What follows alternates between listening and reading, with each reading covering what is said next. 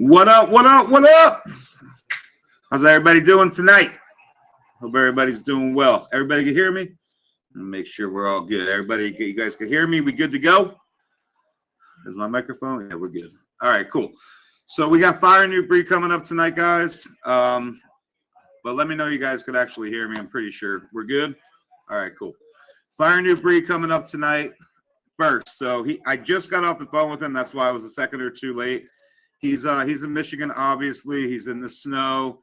He's on his way back. He said he'd be a couple minutes late, but we could actually do a giveaway while we're waiting for him. So we can do that. He's going to give out some stuff tonight, just so you guys know. And then we have Tony. So D-Mac, he'll be on from 9 to 10 o'clock, and then we'll have Fresh Coast. We'll have Ross on from 10 to 11 o'clock. So anyway, it's good to be back on a Wednesday night. I mean, we were like Thursday night here, there, not here at all. But we're back. Happy New Year's, everybody that's in here, man. I hope everybody had a really good New Year's. And it's good to see everybody back here again. So let me see if I can get this wheel made up. Man, hey, listen, I'm just going to say this to you, bro. I'm just going to say this, all right? May Bob Weir rest in peace. All right, my man. You know, he actually passed away that morning of the show of the game. You know, he's a San Francisco 49ers fan, so I got no hate that the 49ers won. And I hope they win it all at this point. For Bobby, baby. For Bobby. There's always next year, you know. And go Birds. Still go Birds. But yeah. Hey, what's up, Full Circle? What's everybody? What's up, everybody? I'm gonna try to pay attention a little bit to the comments. Let me see. Do I need to switch the Wi-Fi? Are we good? It seems like it's cutting out a little bit on my end. I don't know if you guys are seeing the same thing or not, but I might have to switch the Wi-Fi. I'm not sure. So let me know if everything looks good to you guys or if it's a little bit weird. On my screen it is, but it doesn't mean it is for you guys. So it's frozen. Is it frozen? What up, FU? Hear you loud and clear. And we're not frozen. We're good to go. Image is freezing. All right, here. Let me switch. Hold on one sec. Let me see if a light glitch. Let me see if I could switch to the other Wi-Fi real quick. See.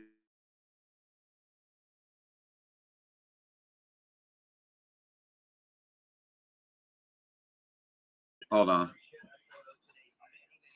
Is that better? I think it's still a little bit weird, right? Damn, I don't know why it's doing that. The Wi-Fi looks good on YouTube. Oh, it's all good. Not frozen on Twitch. Looks fine here. Wi-Fi looks good on YouTube. All right. All right. Hopefully that didn't mess it up. So I did switch to a different Wi-Fi that's in the house. But yeah, so let's get to it. Let me see what I got to do. I think that we have a wheel that's over on Instagram. I could pull everybody's name from that, or we can just go straight to the hashtags. So what up, Tree8? What up, Mark? What up, Chris? Shout out to everybody that's in here. Me Turn, Pedro. Shout out to everybody. So we're going to talk a little bit with Fresh Coast about his new and upcoming work. I just want to let you guys know that. What's up? I see you now, Tropics. I can message you. Yeah, I can message you tomorrow. So we're finally back here. We're going to be leaving again. Long story. Obviously, a lot of personal stuff has happened over the last little while. But we're actually back now, at least for now. And happy to be here. So what up, Skunk Ape? What up, Me Turn? What up, Chris and Delaria? I think that's what it is. But let me see. I think Fire New Breed should be coming here in a minute anyway. And what up, Red Hawk? What up, everybody? Let me see if I can get. Why don't we wait? So what I'll do is this. We'll do some hashtag giveaways while we're waiting for Fire New Breed.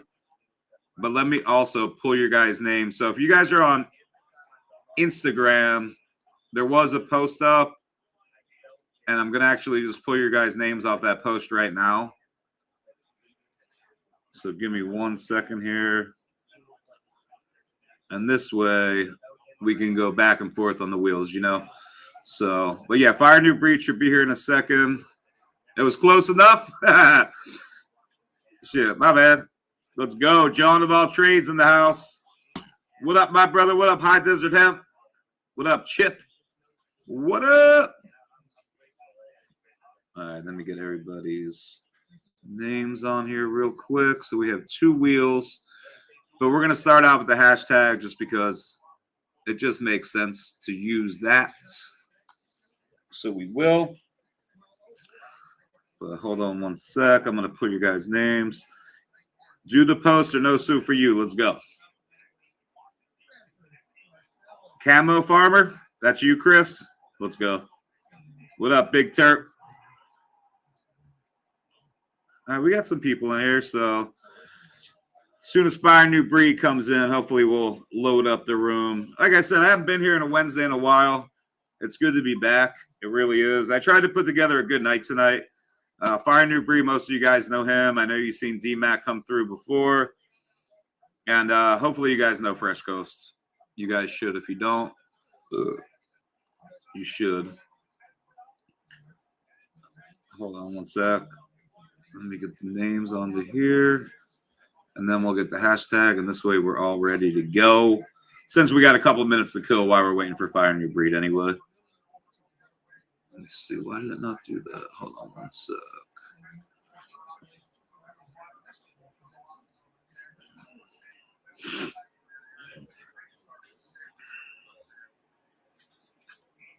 I can't see your guys' comments right now. I'm in a different window, so I'm definitely not ignoring anybody. I just can't see your guys' comments, so just give me 1 second here. Pull these. Hold on 1 second. Let's see. 79, that should be about right.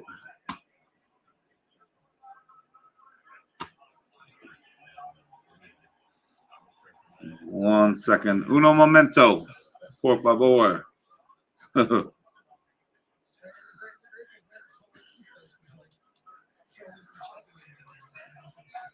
right. Actually, yeah, we could start it out like that. We could start it out with the hashtag, who is Fresh Coast? Fresh is the best. Heard about this on Facebook? Let's go. I didn't even post it on Facebook today. So that's pretty cool because, yeah, I didn't post anything on Facebook today. But we should be live. Yeah, we're live on Facebook. So, yeah, just know when I do the hashtag giveaways for you guys, if you guys are on Facebook, Twitch, YouTube, and X. Oh, did I not put us on X? Hold on. Let me get it. Wait, I didn't do it yet. Hold on. Give me a second, guys. I didn't do it yet. So, oh, my X account's not hooked up to this?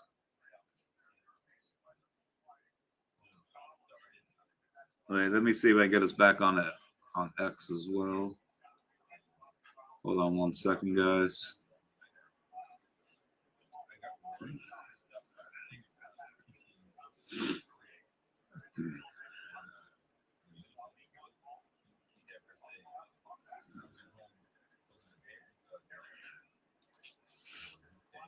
I don't know why it's signed us out of X. I'm just going to get us on there real quick.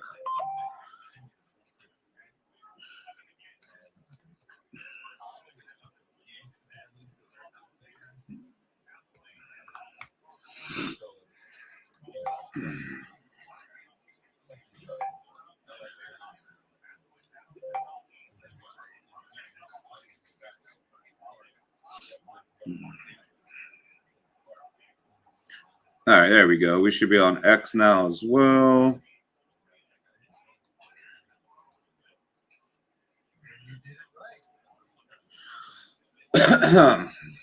Oh, shit. That's not what I wanted to do. We got Fire New Breed in the house right now. Hold on 1 second. I was just trying to get us on X, brother. And it did some weird...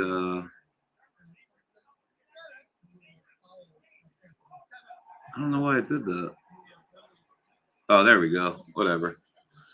We should be on X too. I don't need to see the vertical broadcast. I don't know why I did that. All right, we're good to go anyway. Any spots open for next week's live? Yeah, hit me up. I think I sent you a message, didn't I? So pretty sure I sent you a message. Damn, why did my picture? Yo, I haven't been on the laptop in a while, guys. So just like bear with me because sometimes it takes a little while to get back into it, and this is taking me a minute. It's taking 10 minutes actually. But here we go. Anyway, we got Fire New Breed in here. Let me pull him up. I posted on Facebook, my profile page. Let's go. In the house officially. What up, my brother? Yo, what's up, everybody? What up? Cool. Can you hear me all right? I can hear you fine, loud and clear. Perfect. Yeah, loud and clear. What is good, everyone? Not much on my end. I think these guys like they be talking about my birds, my eagles, all this shit. What up, Holy Grail? They be trying to poke me a little bit, it seems sometimes, It has been a long time. Yeah. It's been a minute, man. This is the first week I've done this in a while, like probably 2 or 3 weeks because the holidays. I mean, actual, meet the breeders. So coming back into 26, new year, man. Exactly. Happy New Year, everybody. Welcome to 2026. That's we right. got good things coming this year. So. Oh yeah, this is an exciting year all the way around. I mean, come on now, the end of 25 just crazy. Right. We diversity to say the least, man. Especially with Instagram, what's up with that? I don't even, it was like the platform we were all on, and it's just amazing how quick everything changed, and now everything's everywhere. You know what I mean? Absolutely bizarre how fast everything changed, to tell you the truth. Yeah. Instagram went downhill, man. That's what happened, They want to 100%. Letting people report accounts and the bots that they use to do that and getting accounts taken down, and them just hating on our community mostly is the issue and the problem. I know you've lost a few accounts for sure, and I know everybody that's in here right now. I wasn't able to actually tag a Fire New Breed account on the post because he doesn't have an Instagram account right now. No, gone. And we've tried about 100 times, 100 different ways. And finally, you know what I mean? It's just, it gets to the point where you're pile driving that platform so much, trying to figure it out, and you're losing everywhere else. So there's a great big community out there. Facebook's actually got a lot of groups on it, that a lot of up and comers, a lot of greenhorns, but it's awesome to see people doing it. It's completely different than it was 10 years ago when we had like SLF 100 and Nectar for the Gods groups. And, it's like a different world. But that vibe's coming back, where there's a lot of young breeders out there, new breeders, and they're thirsty for doing it right, which is, that's refreshing. Everybody's not just wanting to jump on what's hype at the moment. People are starting to care about landrace, heirloom, and getting back into, the varieties that made all the greats. They're finally understanding that all these great hype pieces, they're great and they're hype for a reason. But as people work these lines and you're getting a cut or a clone only from a bunch of hands that pass down, that cutting is only as good as the plant health that you got it from. So people are starting to learn, popping seeds. If you're going to breed, pop seeds, hunt, sift, start there. Nothing wrong with making your reversals and doing, have fun, do it for fun. First of all, do it because you love it and do it because it's fun. Exactly, man. I feel like, we've come things have changed so much in the last 10 years even. There was a point in time where, there were certain breeders out there, you knew who they were. Now there's so many people doing it. There's a lot of people that there's corners cut, there's all that. when I find people that I know have been working at it a long time, people like you, I see a lot of people growing your gear in the comments. They already know what's coming from you. It says, I see that. Can't wait for my Fire New Breed Fems. I'm excited. I didn't even know. So, Fems Yeah, are on the way. John's the very first one to get any of that, any fem work. So we've never really put fems out. We did quite a bit of testing and work with them, and he's been asking forever. So we're like, okay, you're going to be the very first one to get this. You know what I mean? Because we're not big on putting fem lines out, but we know there's a calling for it. I know this spring, we do have a fem menu coming out for those who don't want to mess with regs, but our heart and soul is in regs. I know a lot of people thought we were going to switch and only go to fems. We're just, that's just not us. That's just not where we're heading. But we will be offering fem lines in 26 finally for all those that just don't want to deal with males. You know what I'm saying? I still swear you're going to find better selections in regulars, but that's an argument for science. Some people say no, there's just as equal chance to get it, but I just haven't experienced it. I mean, I think we've come a long way too. I really do. I feel like the acceptable perm rate on fems has changed drastically, where breeders are actually working some of the lines in fem work, and yeah. It's come a long way. It's come a long way. You can actually trust it now a little bit more. Autos. I feel like, I'm not an auto person at all, but I feel like I've seen things change very much when it comes to autos as well. But I also see things like this. I'm pointing out because I see, like, I know a lot of the people in here, obviously, maybe you're doing breeding work themselves. But it's funny to me because I've been doing this a long time now, and I'll ask this question always in the lives, right? And I'll say, do you guys prefer regs or fems? And it's always all regs. That's what'll come through. There'll be like 10% will say fems, right? But then what I see is I see the sales where a lot of people don't. And the sales are almost reverse to that. So it's a trip sometimes, It is 100%. Yeah, we hit that point in 25 where everybody was fem.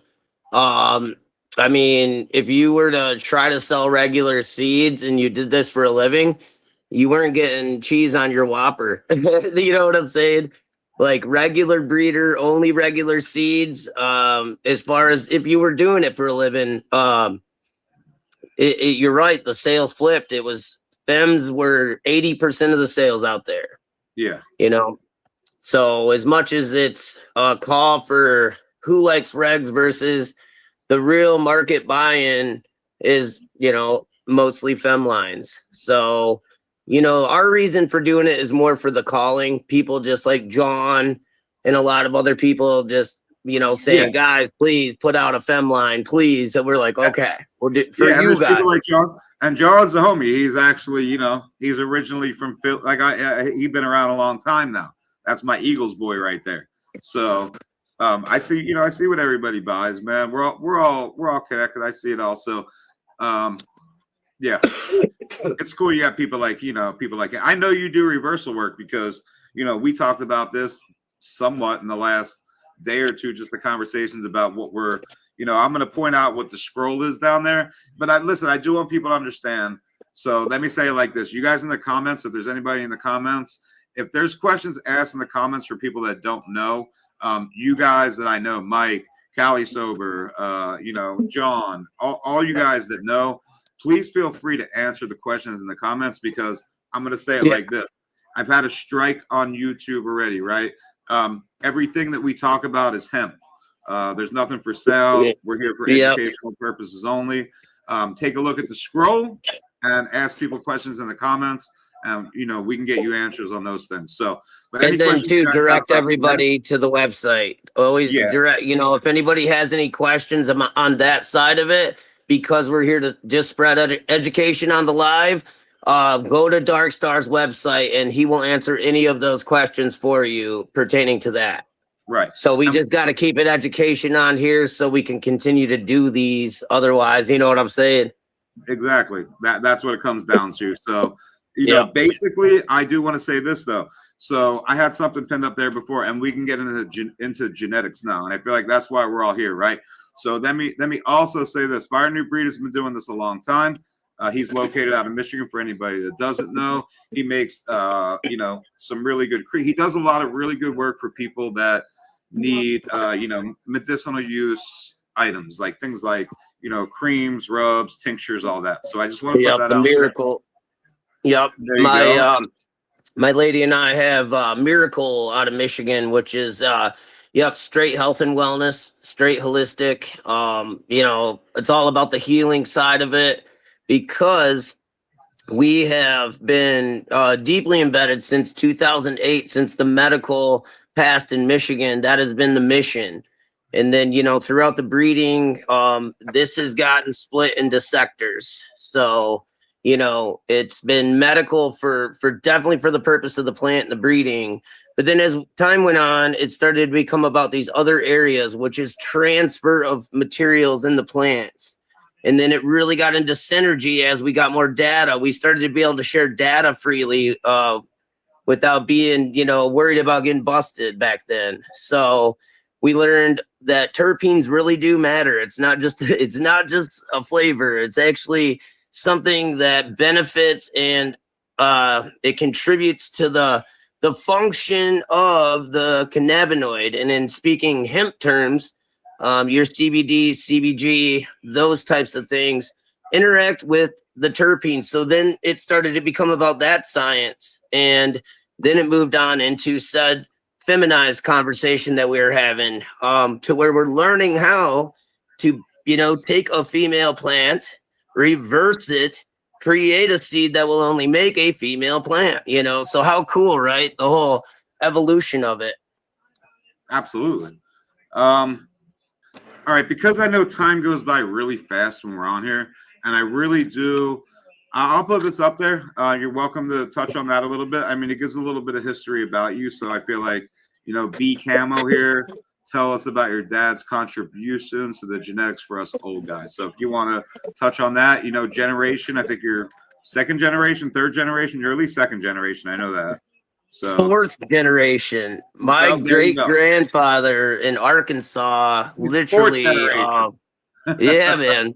Okay. So my great granddad down in Arkansas, he ran moonshine. He had a kind of a gambling house for people to pass through. And so the big history behind, I think, what most people point to the story of these skunk profiles is he had some railroad workers come through long ago. And so he kept these seeds because they had this. They were throwing seeds on the floor. He collected them and started growing it. So once he got busted for moonshine, he went to prison. When he got out, he decided he was just going to start growing those seeds, having his gambling. And then, so the story goes on. My grandma had those seeds. Native woman, she grew for medicinal purposes. And in 1968, she grew out those very seeds she got from her dad, which we titled Railroads. The 41 Railroads is what we call it. So that made the highball. And the highball is that story. So in 68, an accidental pollination happened. She knew how to get the males out of the garden, and one slipped through. Well, my dad always, pinched into that and got them seeds. So the summer of 69, he grew those. Fall of 69 would have been when skunk was introduced to our family through that strain. So my dad's contributions from there were skunk. His motocross career brought him to share seats with people to get Afghans and all these interesting pairings from veterans. And the time went on, to where he created a line he called bubblegum. It's not, and I want to make sure I pound this in there.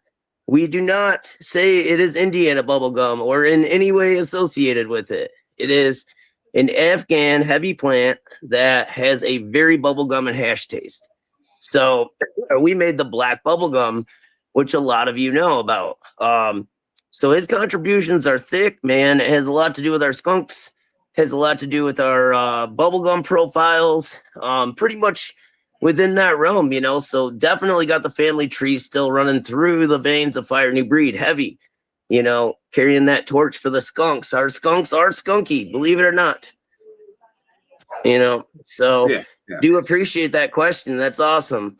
Yeah, And now, you know, Mrs. Fire New Breed and I, at the very last, you know, 5 years about, she's been taking a lot of my line work and finishing it up like the donuts. So all that work traveled on to be where I get partner up with the love of my life, get to breed, and she's making profiles that I never would have thought of. You know the Jedi we got from Chris, Connoisseur right. Chris? Well, Yeah, shout out to Karana Connoisseur. That would have never happened if Amy popped it. I wanted to kill it. She wouldn't let me kill the Jedi, and it ended up making that whole line. Yeah, and, there's one for you. We had, you know, we go back to having you guys on forever ago. So yeah, she was the first female meet the breeder. She was the first female meet the breeder was Miss Fire New Breed. Just you guys can actually go back. I think that probably, well, I think it might be on the YouTube. I can't even remember. It's been a long time, man. We've known each other a long time. We met each other at Breeders' Ball going back almost 3 years now. Over 2 years, 2.5 years ago now. So 23. You know, yeah. Yep, and that's where all that started with the Jedi. And so she has so much to do with our program now for everybody watching. Years and years and years of my work, and the donuts being one of the most talked about lines we've done. She literally took the last of what my line work was, and she selected what ran into it. So the twisted lemon donuts, let me tell you, we got those seeds that she took that donuts into, and that was Sophisticated Leia from Team Death Star. Okay. And Amy popped that. Does that have a sophisticated lady in it? Is that part of the sophisticated?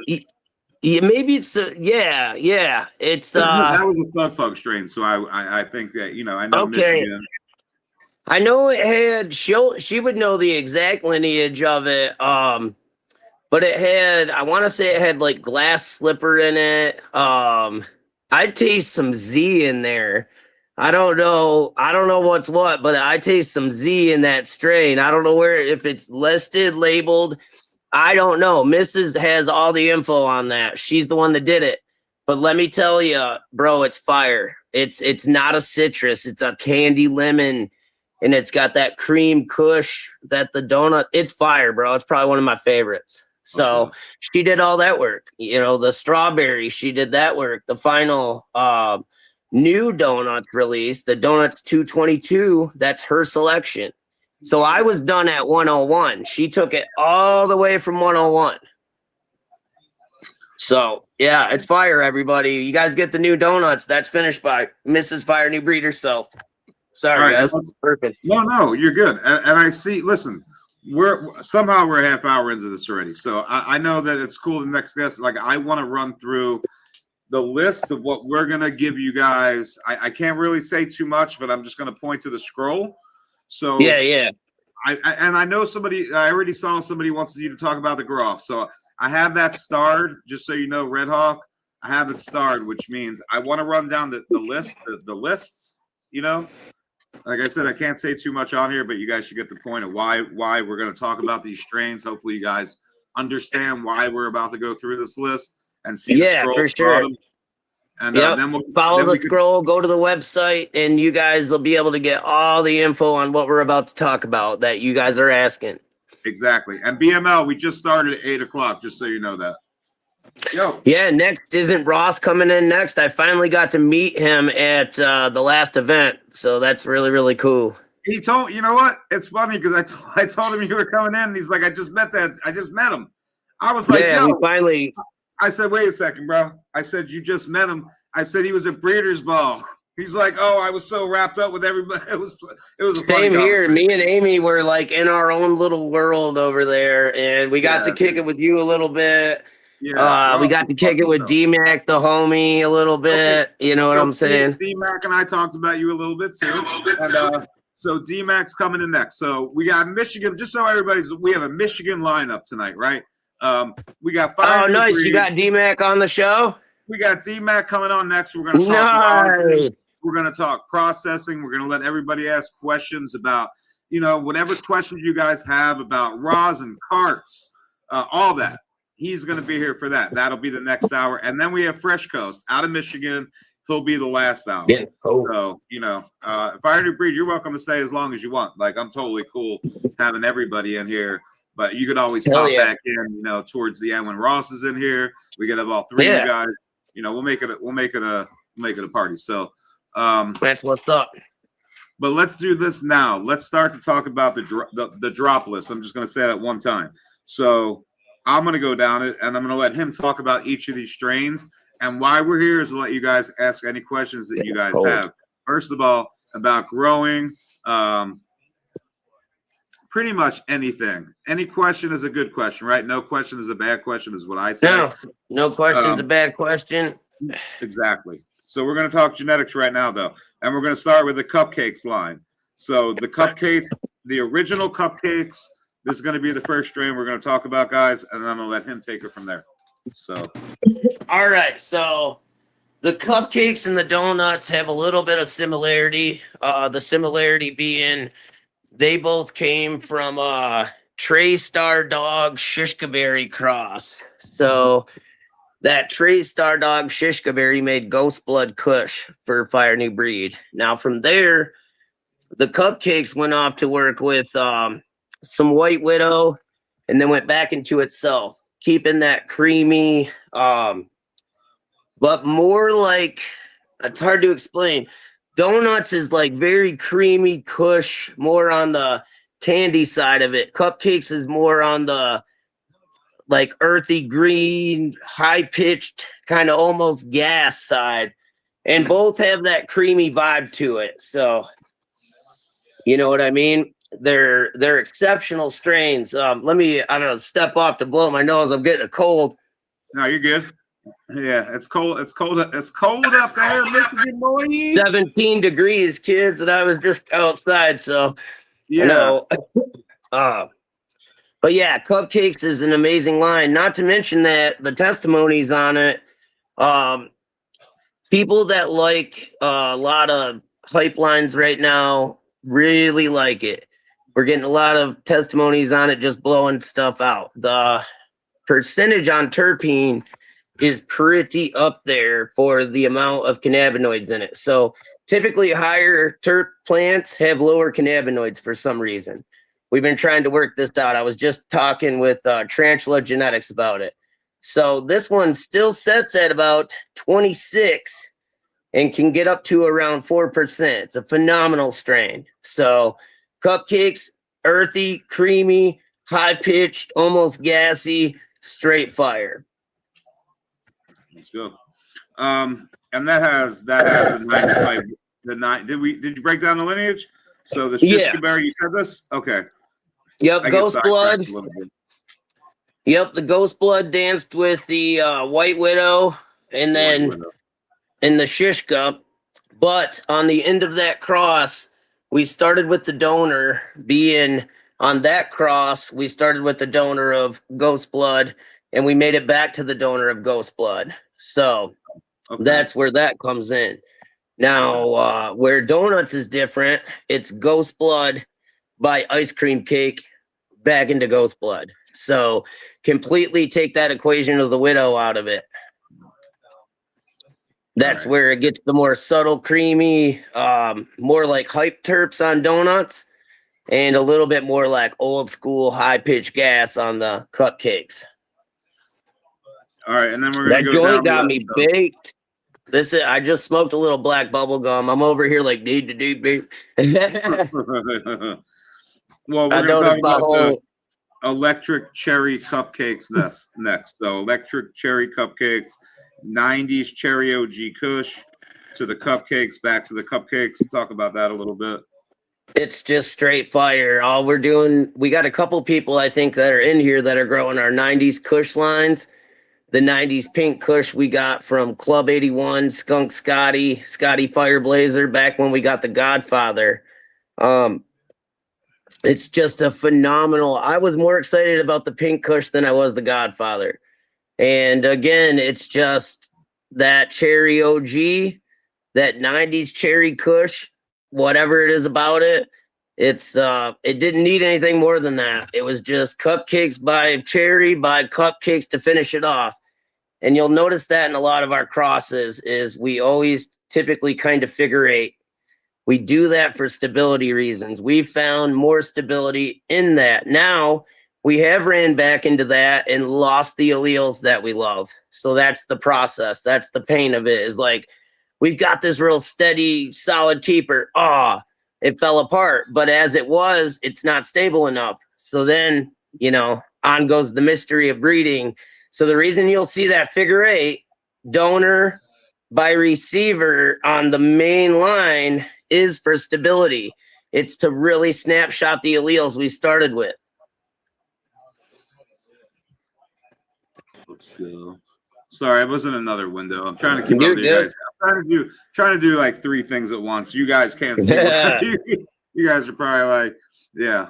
But all right, so I'm about to grow all your gear. Let's go. I have the hell yeah, thanks for the love and support. Mrs. and I appreciate you guys. Believe it. Let's go. Let's go. There's my boy. Raindrop in the motherfucking house.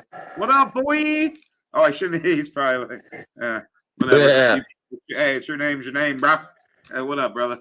All right, so, and we're just so you guys know, we're gonna do some giveaways at the end of the hour. I know we're like the time is just flying right now. I can't believe. Yeah, and you guys too. All the info will be on the website. So if we run out of time, don't fear. All the info is gonna be on the website. You guys can always catch and ask questions. You know what I'm saying? Dark's good about always getting back. So yeah, don't worry about it. If we don't make it all the way through the list, we get to do some giveaways. You guys, all the info will be there, and it's real.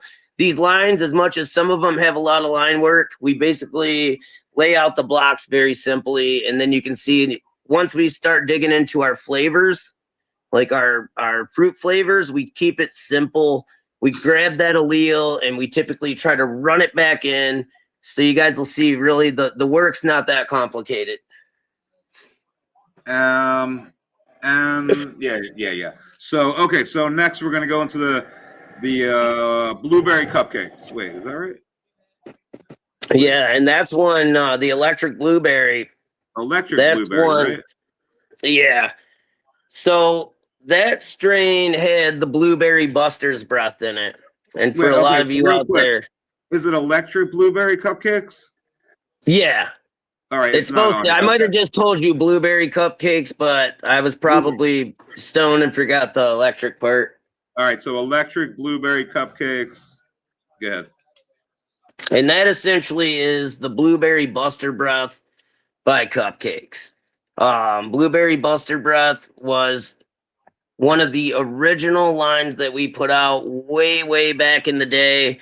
And how we ended up getting the electric. Now, the Buster's breath ended up becoming the bee's breath. So now everybody knows it as like blueberry bee's breath. So okay, blueberry bee's breath, because that's what. Okay, that is the new. So just to give people the history, that line as of 2022 has become blueberry bee's breath, which is phenol F5 and above.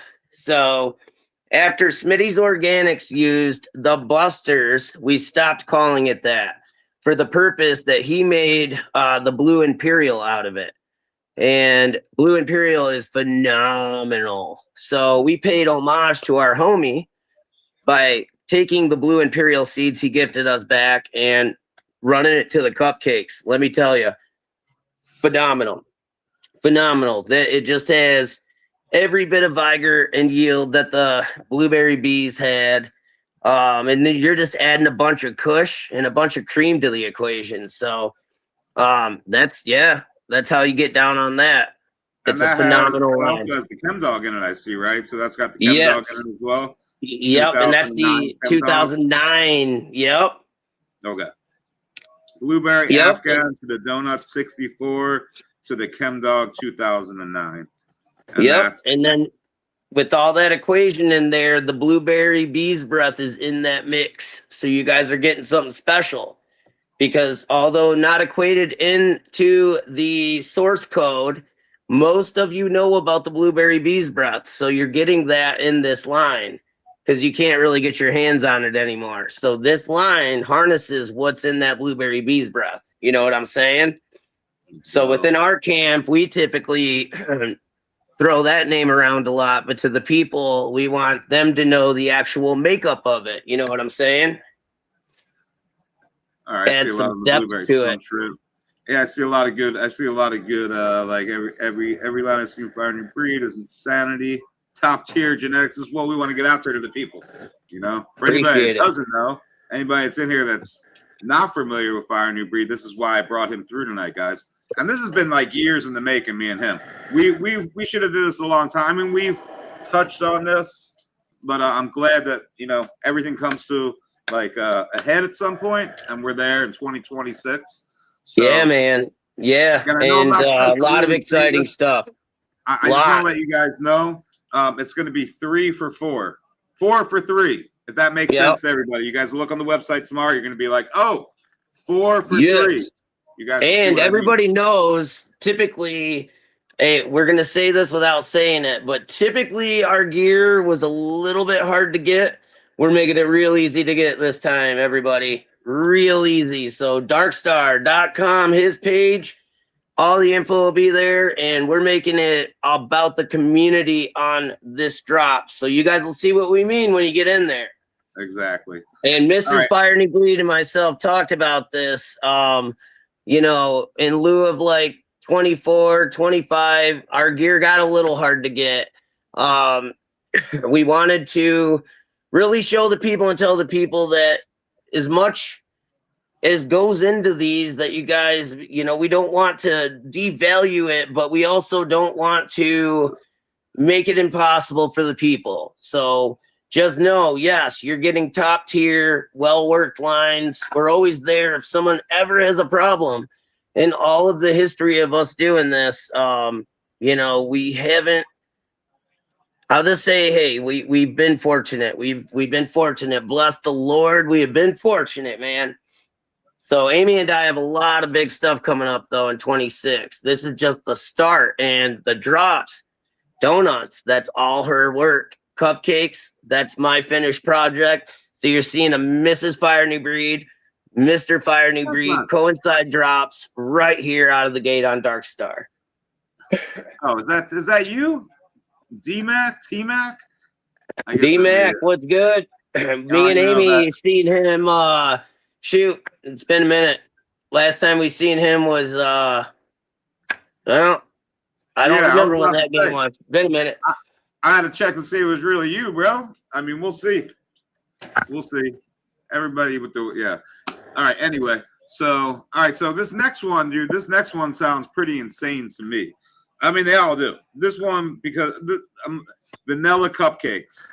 So that it just sounds it's fire. They all do. I like that it has some Frenchy Cannolis vanilla frappe F7. Yes, and that came from Smitty. So Smitty's Organics blessed us with the Frenchy Cannoli vanilla frappe F7. We already had the cupcakes and that in mind, but we were able to score. There's not really like a Moroccan land race, but they consider it like their Moroccan hash plant. And you guys, I'm pretty sure you're familiar with Jair, that co-owner of Dab Stars, owner of DLI. So knowing him, we were really blessed with getting some of those pieces from, I guess, what would I consider, you probably know a lot of them, which are a lot of the NorCal fam. Really worked close with him as well. So we did not know him. We weren't blessed in that. We were just capable of getting one line of his. So that being that Frenchie was so into hash, and we thought to pay homage to some way, the Moroccan hash plant would be the perfect thing to pair with that vanilla frappe. And then just because of the vanilla kind of undertone cupcakes has, sorry guys, keep burping. It just seems suitable. So that is probably my favorite strain on the lot tonight. That right there is it.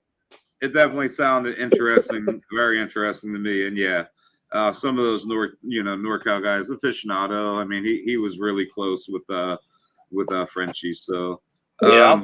I don't all right, even know if Leo knows about that line or not. We haven't talked to Leo in a little while. I haven't talked to him in a minute either, man. Last he was going to work with some donuts and AMG, I think we had going, but that I don't know if we ever got that off. The AMG I think so, yeah. But that project never officially got off the ground. COVID happened right when we were talking about it. But we did see him at an event probably last year, maybe. Let's go a little bit more down the list because we got about 15 minutes left. Yeah, we're running out of time. We want to do some giveaways. Just real quick before we go on to the next one, the Cherry Red Pops. Make sure if you guys are in here, subscribe to the YouTube channel, guys, because I do this every Wednesday night. I see a lot of people that are probably in here. Maybe somebody posted on Facebook that you were going to be in here. But I will let you guys we should have quite a few people off the old Facebook here. What's up, everybody? Yeah, so I do this, I do this every Wednesday night. You guys can actually go back on the page if you subscribe to it and see. I've been doing this for about 2 years now. I have about 2 years worth of Wednesday nights of breeders, from who we're just talking about, Leo aficionado, to Romulan, to in-house genetics, to, I mean, the list is endless, to be completely honest. So, go check it out, subscribe to the YouTube page. But all right, the next one's going to be the Cherry Red Pops. Cherry Red Pops. So that is a line that we have that probably has some of the least amount of actual line work in it. Okay. That one stems from that was a pretty quick launch, but it's fire. It's tough. So Fisherman Seed Company, it's one of our homies. He had some tissue cultured cuts that we ended up landing. It had to have been about 2 years ago now. And he had a Sunset soap in there that was absolutely fire. So we ended up taking, now I'm getting all my strains mixed up. It was a very basic, I think we took donuts into the Sunset and then back into the donuts, I believe. I could be wrong, though. I need to refresh my memory on that because we did a whole list. We did a whole list of his gear. You have Sunset soap you have Sunset soap to the donuts 1, 2, 3. Okay. Yep. So that was a basic, just the Sunset soap into donuts. Again, probably the simplest thing we've ever done on cross work, but Mrs. Fire New Breed just walked in up there. That line was very, very easy, huh? That was just a basic like boop, and it come out of the gate fire. I was like, I don't have to do nothing. Fisherman did all the work, really. Once we hit the donuts to it, all it did is add a little cream and a little kush, and we were like, perfect. Yeah, and it's funny you bring up Fisherman. I just let it, again, I had to give a shout out to the YouTube page a little bit because that's what we are. Last live, actually, the person he just brought up, Fisherman Seeds, he was actually on with us. The last one that's posted, I'm pretty sure was with Fisherman Seeds. So bummer. I wish I would. Yeah, I bet we've been so busy, been out of the loop. Yeah, have all everybody comes through, man. It's shoot. We did a lot of work with his that list though. Mrs. Fire New Breed, her favorite was the Orchard times donuts. And then she did donuts times nerds, and then the donuts nerds made the what is that called? Crystal Candy, and then Crystal Candy by Orchard. And that one's coming. That's fire, bro. It does. It's like it reminds me of a Michigan apple orchard smothered in diesel fuel and like Candy Kush. All right, so it's good. Okay, listen, we're almost there. So listen, the donuts line. I am gonna say it like this: we have, and you could just run down it because then we can get some giveaways going too. Yeah. So listen, the donuts line also Ghost Blood Kush. That's the foundation line. Yep. And then it's gonna be ice cream cake, the original donuts, and then donuts 101 and then strawberry donuts. Oh, and then twisted. So there's a couple more. All right, let's just run down them. Yep. So the newest donuts is essentially okay. Donuts 101 was where I left off, where Amy picked up Mrs. Fire New Breed. Now her line went all the way to 222 magically. That is when she found her keeper female selection. So this line's already well hunted, well worked. That 222 ended up being the stock that was the staple for that restock release. So basically, it's donuts, 222. I don't know how you would look at that in phenol. It's basically donuts. It's a BX of itself, hunted to that version for her to do her line work. Okay. So picture donuts 101 came from essentially the donuts BX, hunted to that for us to do our work. That's where the number comes from. Okay. How many did we take to get there? But it doesn't count the phenol generations. We work our phenols until, most of them, to tell you the truth, we go a little bit far sometimes in generations, and we've been finding that we don't have to go as far. Sticking around in F3 a lot does actually everything we're looking for to capture, we can get it in that and stabilize it in that. But that just comes with figuring it out. We were overdoing it and taking too much time. So this one, though, that 222 is the main core for all of her crosses. And then she took that and made the strawberry, the twisted lemon again. That's Team Death Star Sophisticated Leia. Okay. And then the strawberry, I'm trying to remember what she used for that, but I want to say it was Lost Coast strawberry. Exactly. So I can tell you strawberry donuts, original Lost Coast strawberry kush to donuts 101. Yep. There you go. Yep, that's the work. And then you had the twisted lemon donuts. Is the donuts 1, 2, 3, like you just said? That's the male selection. Yep. Yep. So sophisticated Leia to the donuts 1, 2, 3, and then we had the original. Donut. Bang Bang Donuts. The is donuts, that one on the list? Kush, or the ice cream cake to the Ghost Blood Kush? That's the that was just original foundation. Yep. Okay. And then we had the Ghost Blood Kush. Real quick was the Trey Star Dog, the Shishka Berry back to the Trey Star Dog. Yep. So all sounds fire. Yeah. That work is phenomenal, but her work there with that Team Death Star strain, the sophisticated, absolutely fire. It's not a citrus, it's a candy lemon. And then again, with that strawberry, that Lost Coast strawberry into the donuts, it just pairs that kush follows. You know what I'm saying? Everybody knows that. If you've ever had real Lost Coast strawberry kush, and you've ever gotten a really good OG that just sits on the palate, lingers, you can smell it a mile away when you crack the jar. That's the kush that's in this line. It's that OG. So she just did phenomenal work with it, man. Donuts been around since 2015. That's when that whole conception was complete and actually out. You know what I mean? So over a decade in the running, but she spent about 4 years on her line work. All right, I'm coming. Oh, what? Yeah. Mrs. popped in for a second in the room. What up, Miss Fire New Breed? What up? Oh, we love. I don't know what just happened. I think the missus. No, I have no idea what just happened. He's got the link though for him to come back in. And let's just start with some giveaways now. When he comes back in, or we can let him choose the giveaways, whatever the case may be. But it looks like we have about 6 minutes. Oh, here he comes back. Here he is. I knew he'd be back. Wait. There he is. I was whipping the phone around to say what up, and I'm just kidding. All right, let me see.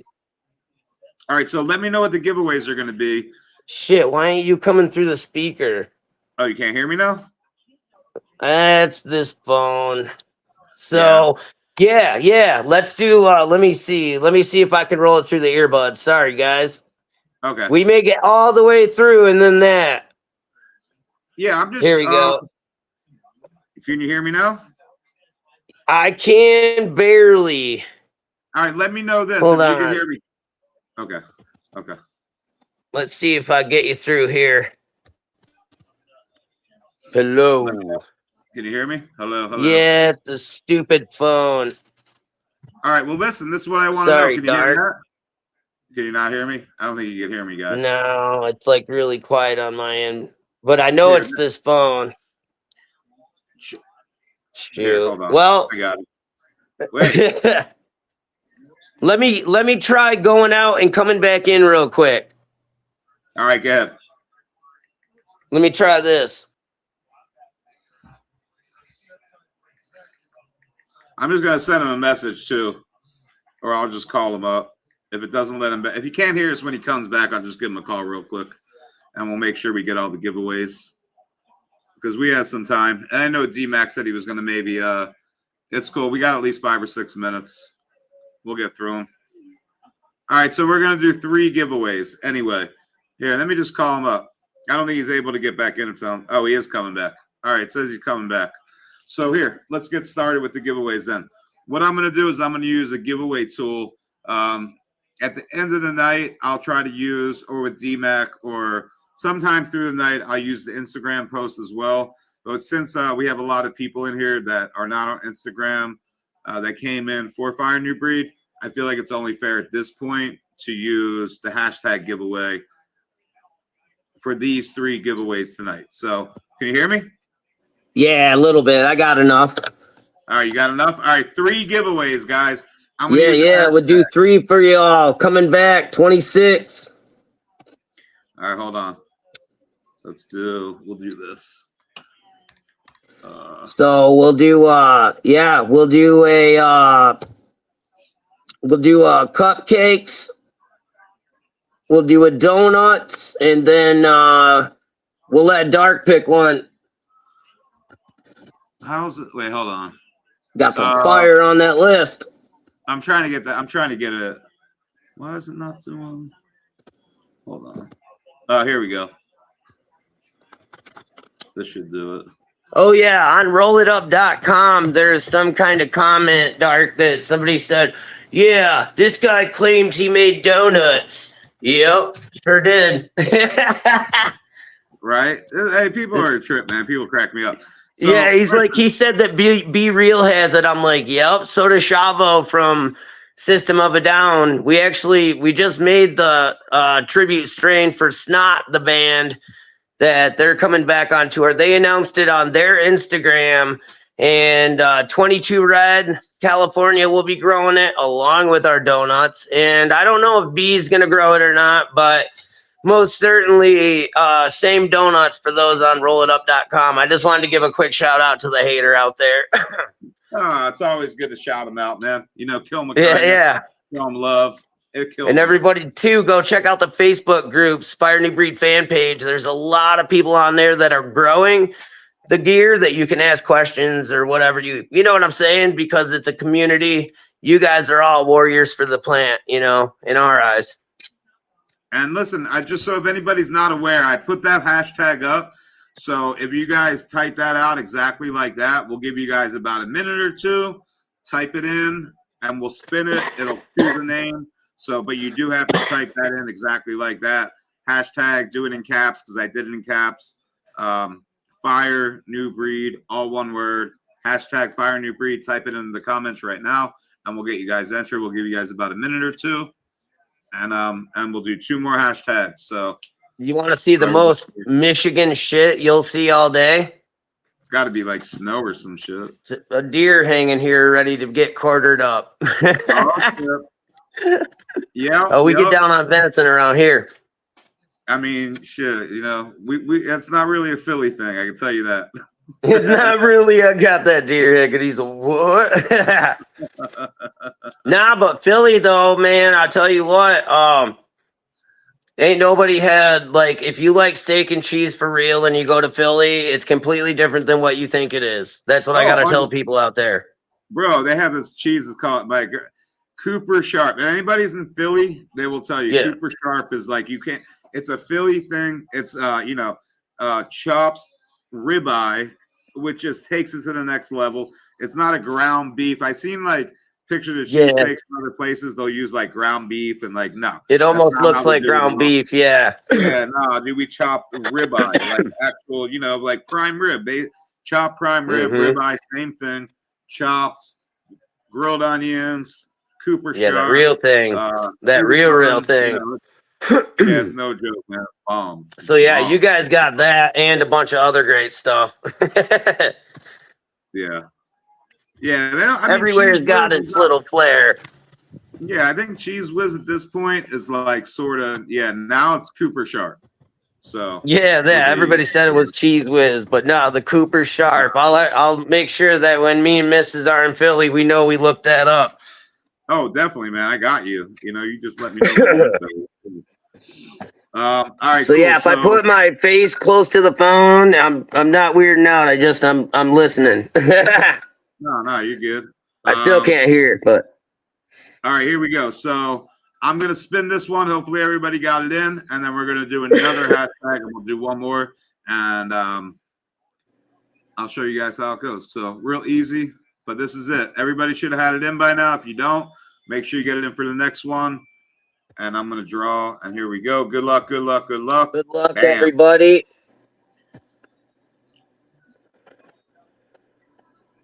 Appreciate everybody stopping out, saying what's up. Let's go. All right. Somebody new. Chaz Lee. I can't see the end of your name because of the comment. Hold on. Congrats. So Chaz Lee, let me know you're here. And then you're gonna get with Fire New Breed. Welcome to the family, man. And yeah, the other people coming on tonight, great people. Homie does make like the best of the best of the best concentrate in Michigan. Let's go. By far. He's so well known for it. So there he is right there. If you want to write that down. Chaz Lee _ or dash H6U. Chaz Lee dash H6U. And what platform is that on, Dark? He's on YouTube. So that's on YouTube. All right, let me grab a pen. Hold up. Yep. Appreciate you, Chaz Lee. Yeah, we got you, Chaz. I got you on the screen. So just make sure he'll let you know how to claim it. Yep. And we're gonna go to the next one. We'll do another hashtag. This will be the next hashtag up. All right, and Chaz, you got yourself the donuts. And then next up is going to be the cupcakes. And then we're going to leave it up to Dark for the last one. All right, there's the hashtag this time, Dark Star. Mrs. picked donuts for Chaz. I'm picking cupcakes for the next winner, and Dark's going to pick something for the last there. Sounds good. Oh, I already know what I'm going to pick. Yeah, I already know what I'm picking. Yeah, man, dude, I tell you what, I couldn't have finished the donuts as good as she did. I'm not just saying that, bro. It's fire, bro. I wouldn't have went in that direction. So, yeah, like I'm telling you, whoever gets that shit, you guys, it's fire. Because I wouldn't have done that way. Don't forget to read the scroll at the bottom of the screen, y'all. Just make sure. And remember, darkstar.com. You guys come check out our Discord too, just to see what's popping. We do got our new Fire New Breed Fire Club cards, which is super dope. So you guys come by, check it out. We're going to be doing scavenger hunts this year on Discord. We got some cool shit popping up as we build the team. So hey, talk about the grow off real quick. Okay. Grow competition. We still got some spots left. This is Club 81's Godfather OG that came to us from Scotty Fireblazer, Skunk Scotty. And then once again, the Chronic Connoisseur, our homie Chris, gave us the Jedi, which was Cali Connections Team Death Star run. And And we got so we got that direct from him. Both strains ended up in the room at the same time. We were doing some projects. It just made sense. So this is the pairing that you guys are running. It is the verified Jedi into the Godfather. It's going to be one of the most phenomenal OGs you ever grew. It's phenomenal. So expect tri-blade, squatty, robust, super, super dank cush nugs out of that. Okay, I can't talk about the specifics, but stop by the Facebook page, Fire New Breed fan page on Facebook as well. X, you can find us in Discord server. So, do you have a start date for the grow off? Is there a start date for the grow off? Start date is Valentine's Day. All right. February 14th. Here we go. Good luck. Good luck. Good luck. All right. Good luck. And then we're going to get deep. Tony's going to be D-Max. I'm making do with no microphone. Let's go. And we're going to do one more after this, guys. So Buckeye Grower. The Buckeye Grow. Let's go. Buckeye Grower. Let me pin your claim. Claim it so I can pin it up on the screen for a second. Buckeye Grower. Let me know you're here still. And Buckeye Grower. He's right there. Perfect. Once we confirm you, get you written down, the Buckeye Grower. And everybody, you guys can hit firenewbreed@gmail.com. Also, firenewterps@yahoo.com. Buckeye. I'm going to make this one easier. There you go. Easy. Last one, guys. And this one, my choice. Hashtag FMB. I am going to choose the. The mic went off. I can't hear. I can hear him, kind of. Oh, the vanilla cupcake. So we're going with the vanilla cupcake. He went and just picked he picked the smoking smoker. It caught my eye, the Frenchie's cannolis, vanilla frappe, the Moroccan. Bro, I know you're already thinking about putting it in the tent. I had to go with that. So that's what this one's going to be. I already know we got to send you an extra pack of it. Oh, for sure. Please do. Yeah. He goes, yes, you better. Exactly. Put you on my live, all these great people. We appreciate you, brother. Man. Believe me, we appreciate you. 123 people in here right now. I know you guys can't see the full number. You guys probably see the 104 on YouTube, but we do have 20 people multi-stream. We have somebody over there on Twitch, so we have 124 people on here total right now. Shout out to everybody. Yeah. And this is just the beginning of the night, man. I'm just letting y'all know. As much as Twitch.com. We still have DMAC coming up.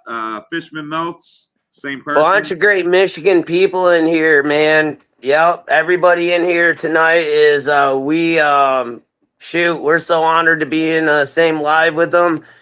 You know what I mean? Guys that been in Michigan game long time, absolute legends. You know what I mean?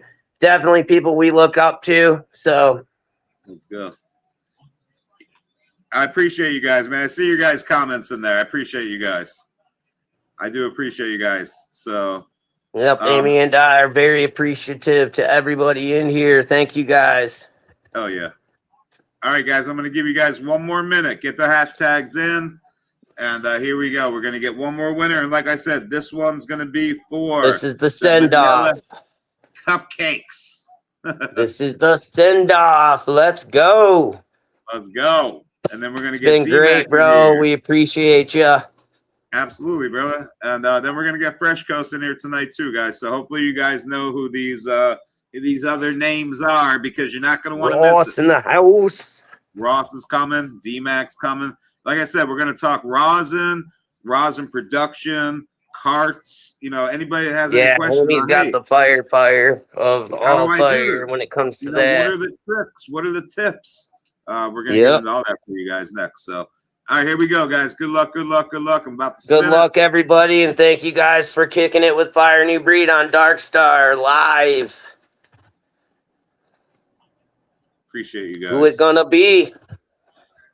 Army man, dude, sir. Army man, we got a veteran, sounds like. Let's go. Let me know you're here. Comment. Army in the comments when you put your man, name up there. dude. 1 second. Love it. And everybody, once again, firenewbreed@gmail.com. We got Fire New Terps at Yahoo. On the Facebook. Oh, I just clicked out again. Son of a. No need to go. Am I still here? I am still here. Facebook.com, Discord, X, all that good stuff.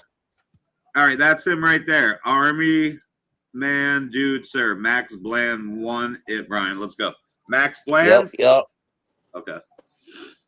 All right. I keep having to put the phone. Sorry, guys. I'm just listening. But, yeah, my bro, Amy and I appreciate you. We appreciate everybody. We're definitely going to kick it. We'll stop back in towards the end of the night and say what's up to all the Michigan fam. Yeah, definitely jump in, man.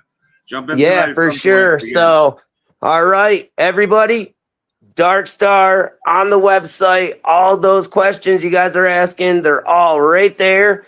And everything that we got up on that right now, that's exclusive to Dark Star. Only bank that's out there with that. So just know if you see it pop up at another bank, it's not it. All right. A lot of people doing that lately. Let's go. All right. All right, man. Well, we're tapping off and letting D-Mac come in. What's good? What's good? Yeah, and we'll see you guys on the other side of the screen. All right, brother. My bro, Amy and I. Bless up. Appreciate y'all. All right. Peace, bro. Peace. D-Mac, where you at? Are you here? Are you here? D-Mac, D-Mac, D-Mac. Let me know where you're at, brother. Try to get him in here right now. Let's grow. What up, Eastern Star? What I'm going to do is this. How about while we're waiting for D-Mac, I am going to put up a countdown timer to give me about 2 minutes. So give me about 1.5 minutes, and I'll be right back, guys. I'm going to put this countdown timer on. Gives me a second to get up, get another cup of coffee, and then we're going to have D-Mac coming in. Let me see if I can find the timer, the countdown timer for a second. Where's that? Where'd it go? Oh, I can't find it. Media assists. Oh, here it is. We'll do it as a loop. All right, I'm not leaving. I'm just walking. Just give me like 2 minutes. 2 minutes, y'all. Don't go anywhere. I'll be right back.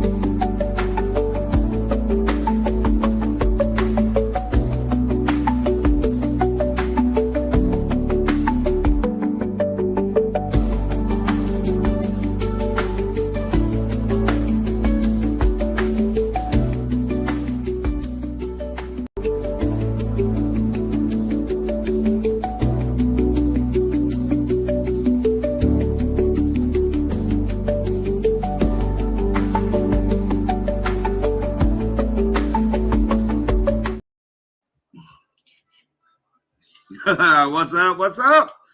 We're back for hour 2. But I don't know where D-Mac is. So, why don't we do this, guys? First, let me give D-Mac a call real quick. Let me give him a call and see where he's at. But in the meanwhile, let me just do another hashtag giveaway or 2. This is going to be coming from me, all right? So I'll put together some kind of random bundle for the winner on this. Somebody will get hooked up.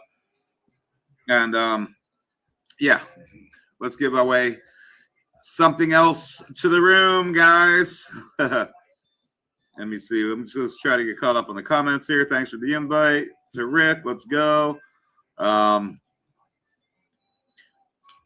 Yo, thank you. This is my. Oh, look.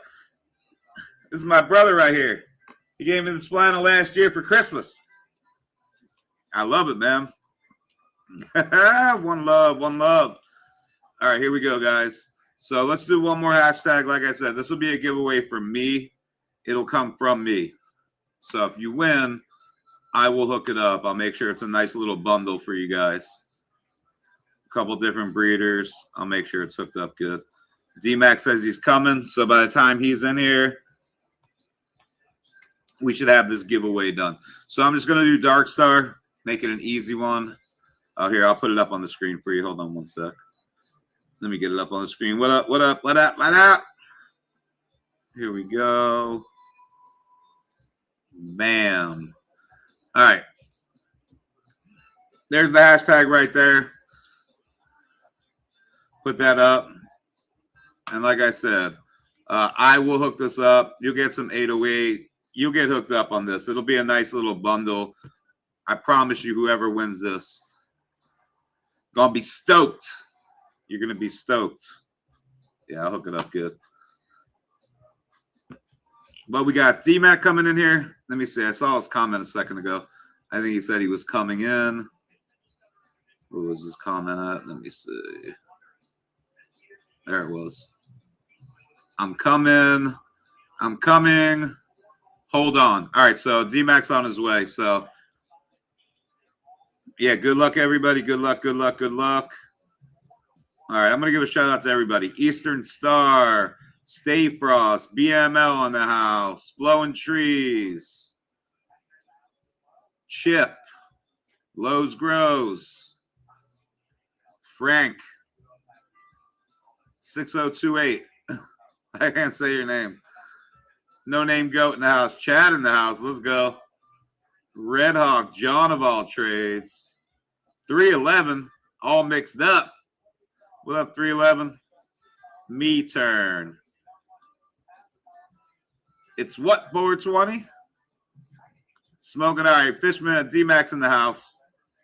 So I'm going to go back down to the bottom. So anyway, here we go. Give you guys another second or two. I'm going to spin this, and then we're going to get into it with Fishman Meltz right here, guys. So let's see. What do we got? 53. I'll give you guys another second. Get those hashtags in. If you guys, there's 90 people in here. If you guys are on YouTube, on Facebook, on X, on Twitch, I'll see your guys' comments. You just have to throw them up. Throw them up in the chat. You guys could all be entered if you would like to be. But I'm only going to give you guys another about minute. When my clock hits 1 minute and 1 hour and 20 minutes, which is about 40 seconds away, I'm going to spin it. So, and you guys got 30 seconds. Get those hashtags in. Oh, shit. West Coast. West Coast in the house. What up? All right, 15 seconds, y'all. 15 seconds. Yeah, like I said, see if you guys are on Twitch. As long as I can see it and put it on the screen, and it shows me what you guys are on. So he's on Twitch, for instance, he's on YouTube. So they all count. They all count. You guys just have to put it up on X too. I haven't seen anybody on X put it up, but that's cool. Because there's a bunch of people. There's about 20 people on X watching. I can see those numbers. Here we go. I'm going to spin it right now, and we're going to get into it with D-Mac. Bam. Good luck, good luck, good luck.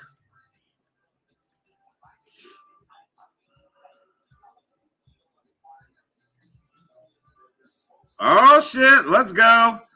Sweet Nug. I got you, girl. All right, Sweet Nug. Just let me know you're here, and I'm gonna hook it up for you. Yeah, you want a good one this time. Because it's only one. When I do like 20 of them a night, I try to make them, But if I just do one a night, like I just did for you, we hooking it up. Oh, shit, Ohio Drans just pulled out of your driveway. All right, here we go. I'm bringing you up. You ready? All right. Hold on. Let me get this off the screen. All right, you're up here with me now, just so you know. Bam. There we go. Let me get this off here. I'm in the show. Bam. Bam.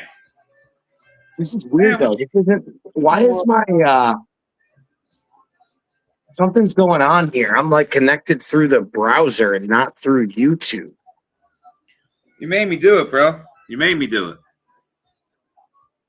We both suck, dude. We're both losers. I'm not. We're better than you. I'm trying to figure out why I'm on the browser. I'm on a StreamYard, not in YouTube. Yeah, you're on mine. It goes on to YouTube though. Yeah. Okay. I Like, feel we're like on my YouTube. background and what I'm seeing is not normal, but I don't know. Oh, okay. It's been a minute. Like I got you up on the TV so I can see comments up on the television. Oh, the comments I put it. Yeah, the comments are small. Like Yeah. comments, the whole thing. Like I don't know. It's weird. Looking at Yeah. like my browser, it's all good. I'll Yeah. figure it out. What's up, y'all? Yeah. What up? What up? What up? Oh yeah. I just froze real quick to get the driveway plowed because we got less than 1 inch, aka 4 inches. I didn't even think it was you for a minute because there was that one account that came through. Like, remember that week? You're like, that's not me. That was like not that long ago. Yeah, I don't know what that was about. Like, that was my original YouTube name, and it's always been that, but it's never showed up. So I had to go into my profile and then change my like viewed name, and changed it and fixed it. Oh, what the hell that was? Yo, you're stupid, bro. I do appreciate looking out for the. I'm just gonna say we do like to joke in here. New people in here, we like to I wish I joke could around a little bit. It is scary. So, It is scary on the big screen. I got 30 inches of dark on the screen. So I went out and I plowed a path to the new wash area. So I figure we'll go out there and we'll talk about some of the new equipment that I'm running and stuff like that too. So yeah, for sure, bro. I was gonna slap this dab with you guys. This is some banana melon Rolex. Banana melon Rolex sounds. My friend Jared got them through you, and then ran them outside. But his outside crop kind of failed, so I took the phenos, and we hunted this one, and I'm kind of taste testing it. Not bad, not too loud on the chirps. All right, well, listen, I want everybody to know who this is. So this is Daddy Mac Gardens, Fishman Meltz, so rosin producer, grower, does carts, does all kinds of really high quality work up there in Michigan. I think that he just updated his room, so I think he's going to show us a little bit of that. But I do want made some changes. Yeah, for you guys, there's a lot of new people in here, I feel like, tonight. So if you guys were ever curious about rosin, how it's made, even little tips, tricks, whatever the case may be, maybe you guys are doing something wrong. I feel like this is the perfect person. This is why I love to bring him on for you guys to end. We'll answer everything, whatever you guys want to know. We're open books around here, There you go. There's no sense in keeping tactics to yourself. It doesn't help the industry. Obviously some people want to keep some tricks, and that's cool, but sure, that's why we're here tonight. So that's why I wanted D-Mac to come on tonight. Good friend of mine. We joke about the Eagles. He's a Cowboys fan, as you see what the comment is. I don't hold it against them sometimes, occasionally. Only from August until January, usually. Yeah, we're on the same page now. We're all good. You know, both our teams are out. We're both sitting at home. It's all good. But yeah, for those of you that might not know me, my name is Tony. People call me D-Mac. People call me T-Mac. People call me Daddy Mac, Fishman. Whatever you want to call me, that's fine. You call me the Cowboys suck for all I care. I've been in Michigan for a long time living here, but I've been growing in Michigan since 2012. This will be my 14th growing season as a caregiver in Michigan. So I still work with patients in Michigan, and I still operate a 72 plant garden, nothing crazy out of this world, not running 500 plants or nothing. So we're a little more small batch, small scale. I started with flower for a long time. I'm an original member of our compassion clubs here in Michigan, a couple of our clubs that we used to have transfer. They were basically transfer centers. So if you're from Michigan, we've probably crossed paths at some point. But yeah, 13 years of going on 14 years of growing flower. And I switched over. Well, I didn't switch, but I started adding rosin to the mix this will be my 4th year now already. It's kind of crazy, but we're 4 years into processing. I did some BHO processing before. So I kind of have a little bit of knowledge in every field. And yeah, just working constantly to try to evolve and to help people evolve as well. So a little background on me. So I am a Cowboys fan too. So bring on the hate. Obviously, but he had to wear like an Eagles jersey at one point, which I now have. So, you know, that's a whole nother story for another day. I did one time in my life put an Eagles jersey on. Once. He's actually an Eagles. Yeah, he's an Eagles fan. He just, you know, secretly. All right, so listen, we got Bob's Bud Barn. So nice. I just got my first press. It's still in the box. So yeah, Bob. This is step one, Bob. I would take it out of the box. Take it out of the box. But this is step one. We're gonna start small. We're gonna take it out of the box and check it out. Make sure it works. Well, this is the perfect person to have on, especially for a person like you. Ask questions, man. No question is a bad question. I'm pretty much an open book. You guys can ask whatever you want. All my processes are pretty standard for the most part. I do things a little bit in my own way, shape, or form a little bit, or I've tweaked some of the, as a processor, we all have different press bag sizes we use. We all have different temperatures we press at. We all have different microns that we like to keep. Depending on what you're making. Can I make carts at home with my rosin? What do I do? Heat it in oven for 8 hours. So about 180 degrees, 160 to 180 degrees. Keep your lid cracked, and it'll probably take you more like 36 to 48 hours. Essentially, when you're decarbing product, you're going to look for the product to not bubble anymore. So once you're starting to see like a distillate almost looking product that's no longer has little air bubbles beating up from the bottom, then your product's ready. And that's a fine line between, if you let it go, you could go too far and burn it, and go a little too less and it'll crash out in your carts. So there's a fine factor. I would say there's a couple hour window that you have. So you got to pay attention to it. Don't just let it go. And 180 degrees. If you leave headspace in your jar, terps will evaporate naturally through the heat process. So you will end up with pressure. And most ball jars, the lids actually do have a pressure release point to them. But generally speaking, I like to put my jar on just kind of like loose, so I can still, so it's closed, but I can still kind of move this around. Make sure you get, it's on enough that you get a good grip. Don't drop your whole jar. But what's that? Leave yourself a little bit of pressure, especially if you're working with jars. And essentially, I'm not going any more than like something like this. This is a smaller jar, a 4-ounce jar, and it's half full. So I wouldn't decarb any more than that at a time. So you can leave that headspace. They will blow a lid off in your oven, and you don't want that to happen. You don't want to blow a lid, Bob. Or not Bob, my bad. I mean, No Mark. blowing lids. It'll sound like a bomb went off in your oven. I mean, it's real deal. So yeah, you can make them at home. You can fill them with a syringe if you get yourself a needle syringe or something. I believe the tip. Trying to remember what tip size I use. I want to say it's like 5 millimeter or something. It's small. So if you could find yourself a syringe that can, then yeah, you can absolutely fill your own carts.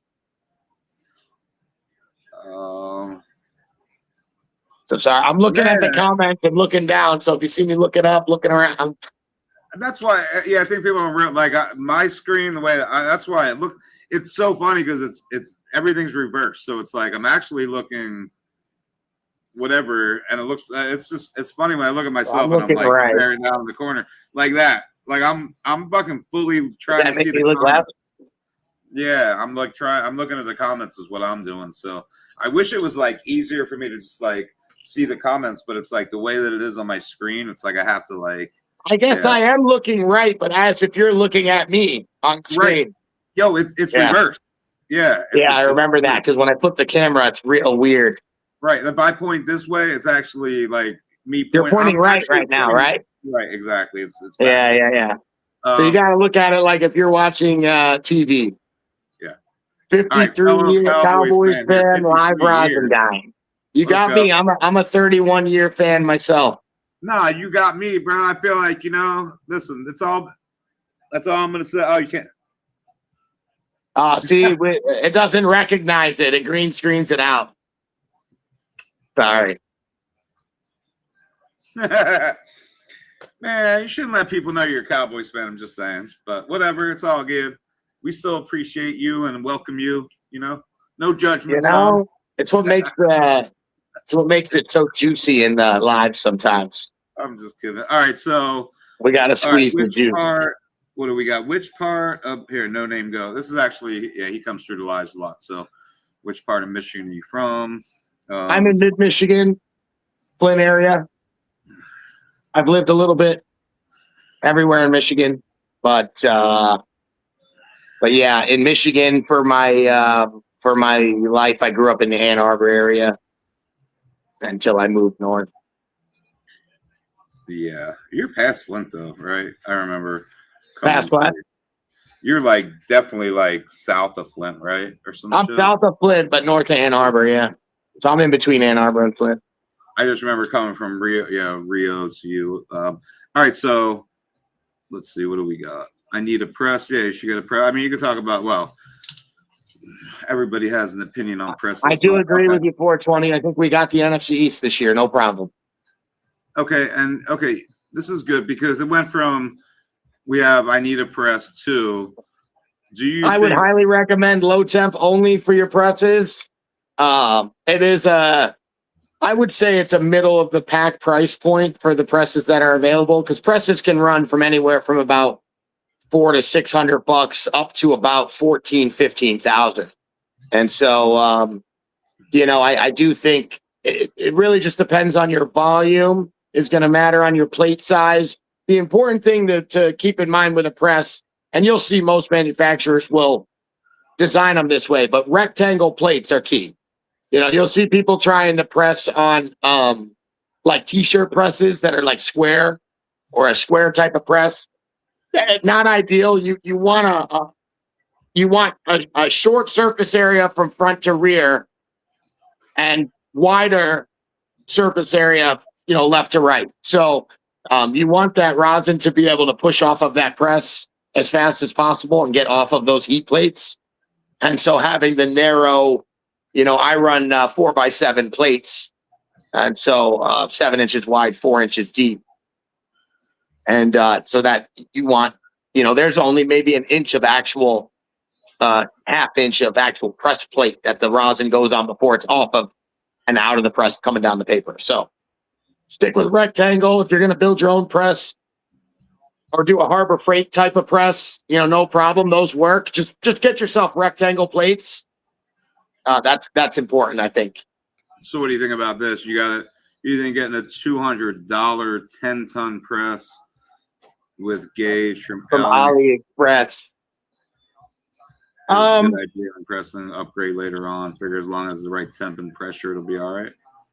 I mean, listen, the guys here started with a hair straightener and a C-clamp. Yeah. So, you know, you can definitely make it work if that's what's going to work for you. If you're going to spend $200 on the AliExpress from China version, you might as well get yourself like a small nug smasher or something. You can find those. You could probably find one pre-owned for just a few $100 for maybe 100 or 200 more than that. And at least you've got a press that's more geared for doing what you're doing. Yeah. You know, there are guys that take bottleneck jacks and bottle jacks, and you know you can buy the low temp plates on their own and kind of create your own if you wanted, and use their plates with a bottle jack, etc. Got bubble stuff, so gonna start freezing fresh flour for it. Yeah, I was just gonna do that. Got bubble stuff, so gonna start freezing fresh flour. Got bubble stuff. All right. Otherwise, the reason I say low temp, they are by far the most fantastic company I've ever worked with. They absolutely honor every warranty, no questions asked. Overnight ship that stuff. They are all about keeping you up and running, and their products are guaranteed for life. So all of Low Temp's products are lifetime guaranteed. Anything goes wrong, you call them up. I have both of the, I don't know if one guy's the owner, but Hunter and Matt are both great guys. They're basically who you'll get if you call Low Temp. Hunter's more into the sales rep, and Matthew is the tech guy and the fix your stuff. You can be a little lazy with fresh frozen trimming. Just make sure you're cutting the tips. Basically, what I do is I just cut the tip leaves in half. So if you've got a fan, now we do it depends on your plant. I do pre-strip flowers. I do schwas on day 21, day 20. I do strip my leaves before I hang my flower to dry. So there are no fan leaves on my plants when I'm working with the rosin. So make sure no fan leaves, but then your leaves that just form off the bud, just snip them in half. You don't have to go crazy tight, but make sure you're trimming any brown or discolored leaves off. And yeah, tired of trimming for weeks of my outdoor. All right, what do we got? What up, Carl? Hey, what up, Carl? Damn, I haven't seen you in a minute, bro. Happy New Year, Carl. I see the one coming in. Why do we put bubble into bags? Is that the next question? That I'm going down. They're still in the lids. Yeah, we're old. What's up, Carl? How you doing, man? You're a little bit older. Lid. That's funny as hell though. Dark. It's a great day to buy a lid. Yeah. Or the Cowboy fan. Oh, look at all these Cowboy fans you're bringing in the room, dude. I feel like you invited these people. I did not, but we're everywhere. You got to watch. I'm kidding, man. We're like a disease. I'm way back, dude. He asked this question a while ago. You're holding in your inner cowboy hatred. Yeah. I love it, man. A lot of Cowboys fans in the chat tonight. I don't think we've ever had this many. I don't think so either. Yeah, it's not even funny. All right, other options to buy. Myself. Okay, yeah. You're just a little east of me. Other options to buy plate and controller kit and shop press. Okay. I pressed with a hair straightener. Yeah, that's what we did back. That was like the first. Wow, what's crazy that the feed on the TV is way behind the live. So like I'm trying to. Okay. Now that the I have pressed with a hair straightener popped up. Okay, how about what bag micro? What bag micro do you keep for the rosin? So I do have a full bag set. However, generally speaking, I'm only running 45, 73, and 160 bags, plus a 220 catch bag to keep out contaminant. So we're basically keeping anything above 45 and anything below 160 most of the time. But I do have 90, 120 bags. So if you wanted to do something like full melt or something like that, or you wanted to hone in on a spectrum, I could run anywhere from 90 to 119, whatever. Bronson Eagle has the new pro bags out that go every 10 micron. So now your options are really endless. You can run 80 to 89 if you want, or 90 to 99, or etc. 80 to 99. A lot of different options. That's for you to play with. I have my own personal feelings about spectrum reduction and stuff like that, and micron reduction. My thing is I think it's strange to charge people more for getting less, because I through my years of testing this, I have noticed that if I run my papaya as 45 to 159 versus running it as 73 to 159, often it's drier in the 73 and it doesn't have as much terps. And so I think there's value in that some strains hold their terpenes in the lower micron heads. And so I do think it's experimentation is key. Play around with your stuff, try it both ways, separate it, mix a 2-gram jar of both back together, taste test that, taste it on its own, see what you're liking and what you're going for. If you're going for melt or something, you're going to want to be a little more refined so you can get rid of contaminants. And why do we put bubble in the bags and press for a loss in the bag? Why not put into a metal cup and just heat it to 190 without the loss? So the reason why we put it in bag is because inside of that, when you take it out of the freeze dryer and you're dealing with a tray of bubble, you're going to have stalks and you're going to have cuticle skins and stuff to the heads as well. All we want to get is the oil. So this is an argument and a debate that I constantly have with people, because I kind of laugh when anybody writes any micron on the side of a jar and they say, well, this is 90 to 119. Because in the world of filtration, that's not how it works. We're pressing it through a 15U or a 5U or a 25U bag. So once it comes out of that bag, you're dealing with just a 15U now. That's the only thing, I run 15U. So what comes out of my bag is 15U rosin oil. That's it. So anything larger than that's getting caught. So lipids, fats, stalks, sometimes you'll break off, especially in the later washes, you'll break a whole head and the whole stem and stalk will come off with it. And so you don't want those stalks in there. You want the oil out of the head itself. So that'll keep that's why full melt is often a little dirtier. You do full melt and people are constantly trying to find that, my friends, the taters right here do a great job with full melt. You'll see them get flags that are really clear. And that is because they are filtering out all those stalks and stuff to get a premium 5 or 6 star melt. And when you burn that on your banger, that's where you'll see the brown. You ever notice people tell you to use a junky banger when you do full melt? Don't do full melt out of your good quality banger, because it's a little dirty. It's got contaminants and stuff in it that's undesirable. So the bags are just to clean it up, clean up the material, get your clean oil coming out the back end. Air drying is not my specialty, and we did discuss this last time I was on. We did that. The piatella, the stuff like that, I'm not well versed in. To me, it's just another sales marketing tactic. Piatella is just taking rosin and putting it in the fridge for 4 months and then coming back and whipping it later. Yeah, I don't see how that's any different than just whipping it up and letting it sit in the jar and curing it the same way. no, but it looks so pretty. To me, it's all the same product on the end.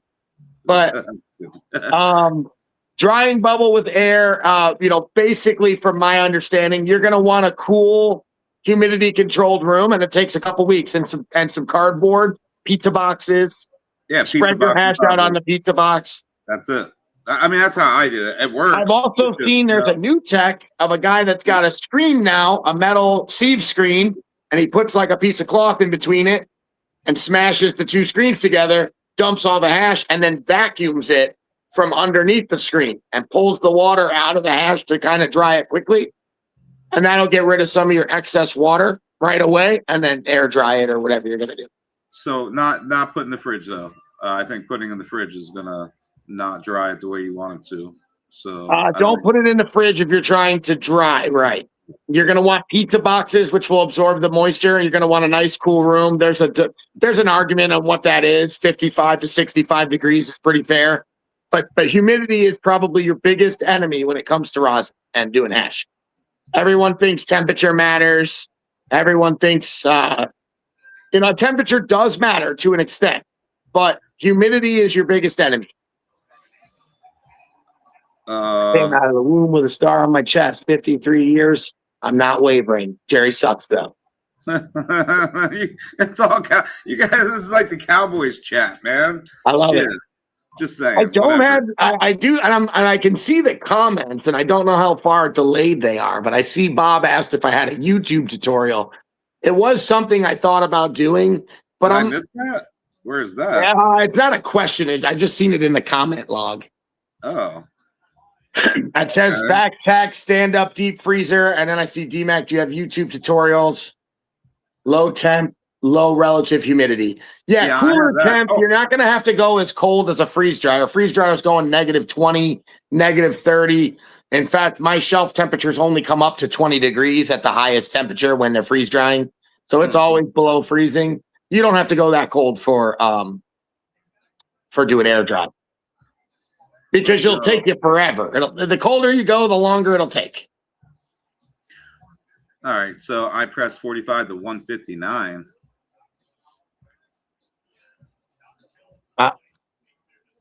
What was it? I didn't see that. He just said what he presses at. That's the Cowboy. Yeah, that's what I press too. For the most part, generally speaking, it's going to depend on how much material I'm working with. If I've got a lot of material, then I have no problem just separating it. And you can always add it back in later. You can always press your 45 into a jar, your 73 in another jar, and mix them later. Yo, UFO, fuck, bro. I think I just remembered about that message I sent you. Dehydrators work good for making bubble. Yeah, I don't know enough to say yes or no. I just know that low and slow is the way to go with the air dry melts. There's a really good page. It's called Arctic Air Melts. That guy does all air melted hash. So he'll post a lot of good information. And I'll grab a couple jars of hash right now. And we can kind of maybe talk about it a little bit. I mean, it's hash. It's hash raw, you know. So I'll grab some jars that are not hash. Yeah. UFO, I got to give you a call tomorrow, bro. I totally forgot about that message I sent you. Totally forgot. I'm just going to grab a couple. Oh, no, here. We're going to grab this too, just for an example. I got a whole bunch of jars and bring it out. Stand-up freeze dryer. Oh, I'm way back, dude. You saw this? I'm just at that. Well, I'm seeing. I wish I can. I don't remember how to turn my camera around, but I'm seeing I got the 60-inch TV, so on the right side of the TV, kind of overlaying my screen, I see the chat log, and I don't know if that's live chat. Oh, that's live chat. I have that on the screen. See who wants to have a wash party, movie props. See, I can turn that off. See what I mean? It's a new thing. So it gives me the option to put it on the screen like that. I can't see it because it's so small, but I figure if someone's watching on a bigger screen, they can see it. It's perfect, really. So, I see you just took it away. Yep. Yeah, just for a second. I'm delayed on TV, so I see that you took it away and then it came back. So, okay, so that's live. All right, so let me remember. How do I do the camera thing? I got to go. Oop, that's off. So I got to switch camera. Camera 3 facing front. No, facing back, right? Deep freezer is at 0 and the vacuum seal is at 0. Who wants to have a watch party? Oh, we're just okay. You were there. Okay. So bear with me here. My screen's black because I'm camera face down. I'm going to show you a couple jars, okay? And we're going to show you a couple things. So sure. He said all jars are AI. Let's go. I have to laugh. It's just funny to me. Here, I'm going to give you the full screen though. Let me see. Can I do this? Hold on. Oh, here, I can give you the full screen. Okay. All right. Let me take that down for a second. This is the, I don't know, I can't zoom, can I? Yeah, if you look on the back, dude, it gives you options to zoom in. It should give different options for which cameras. What are you on, an iPhone or? Oh, there we go. That's a little more zoomed. There you go. Okay, I just got to get used to right is left, left is right. It's backwards every time. So this is the Tropical Royale pheno that I have been running for the last little bit. Freshco spread this one with some Mechanical Research's genetics and stuff like that. But this has been a great one. This is a whipped, finalized product right now that I'm kind of just letting cure up. Nice. And so there's a whipped product. Okay. Here's an unwhipped one. Hold on. Trying to multitask here. This is tough. I need a workstation. So this one hasn't been whipped yet, and you can kind of see the oil starting to separate on top. This has got a really good color. This is garlicane, and she's gonna be pure white. I mean, look how white it is. It's kind of insane. So another thing, but you see the terps there kind of leaking. Yeah. Another thing is color. Colors vary, and you're gonna see here in a minute what I just showed you. Actually, you know what? This will be a great one to compare it to. So we'll keep this one open for a sec. And I'm going to bring out, this is some 45U only, 45 to 72U. Okay. And so this is separated. And if you look at the color difference, this is actually turning purple. This will actually sweat purple. And if you can see those pockets, they're all purple. Yeah. So this will actually turn purple during the cure. It's the only strain that I've ever seen do this. This is the Tropicana cookie. So if you look down here, it's kind of a light color, but if you look at the terps pooling up, they're getting really purple. And the camera does a bad job. It kind of makes it look brown, but if you look in the craters, you can kind of tell that it's purple. Will that rosin will be purple when you mix that's yeah. So once I whip this up, this will turn purple. Yep. No and shit. This is the only one I have that does that. So looking at 2 jars pre-whipped. So this hasn't been whipped either. It's got a lot of terps bubbling up.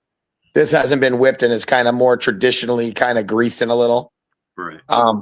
These will both be like a wetter strain. And then, so I'll show you. I'll take this out of here. Cover that up. Tropicana cookies is like, usually it comes out that like cherry color, like that purpley cherry color. So yeah, so this is Trop Cookies. This is the 73. So right here we have the 73 and it's backwards. So this jar that I'm opening is the 73. And if you kind of look, we've got some serious terps there. Is the Mountain Trop cut? It's his own selection. Yeah, it is Mountain. Yep. It's Mountain. Nice. Yep. Okay. I've been holding Mountain Cut for like a decade.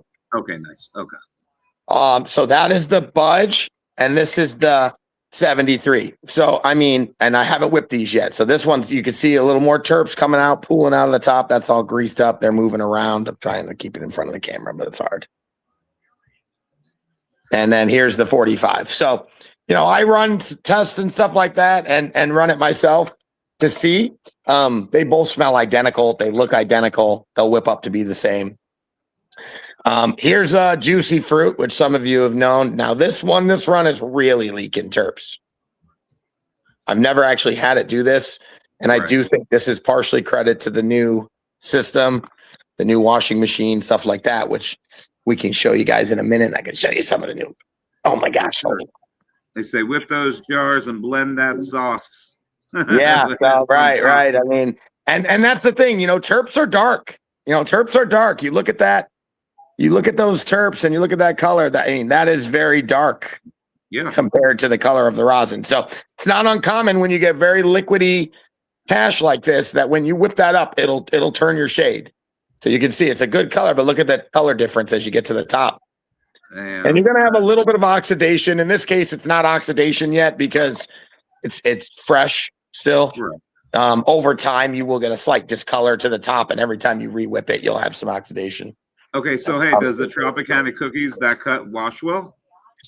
It does fantastic. I actually recently hit a new personal best with it of 5.65% on the wash. So that's incredibly good. I have been blessed that a few of my flower strains have actually ended up being very good. This is that banana melon. I haven't actually whipped this yet, but this was the first run I ever did of it. Came out really good. And then if we want, yeah, let's see. Is YouTube pretty friendly with disconnecting off Wi-Fi? Like it won't kick me out. It'll just lag for a second and then I'll still be here. The link's there no matter what. You could just link that. That's that link that you hit. You could use again. Okay. If for any reason it kicks you out, just hit it again when you're. I'm going to switch off Wi-Fi and we're going to take a walk out to the you walk. should be good. You should be. And fine. we can talk a little bit more about equipment. Do you have any pictures of the flower West Coast was asking? Yeah, I definitely can show some flower. Here, we'll do, since I'm already disconnecting and on my way, we'll do this first real quick since we're still on the hash, and then I'll show you some flower, a couple different flower options, some that wash good, some that don't. And then they want to know where's the gas base. I know he has a new batch of the gas base, so I'm sure it's there. I mean, I've been fortunate enough to be able to actually be over his house and see all. Not way as new, but this is about a year ago, almost. I think it's been about a year almost now. Yeah, and you didn't get to see the main place. You got to see my little spot. Yeah, exactly. So I recently actually, and I mean, this goes to show you can do a lot of things. This is where I'm walking. My new wash building is a building out back, and it's like a cabin. I don't know if you can see this. Is it too dark? No, it's dark. Yeah, it's kind of dark. You can see the outline, but I've got myself like a cabin back here, so you can make a lot of things work.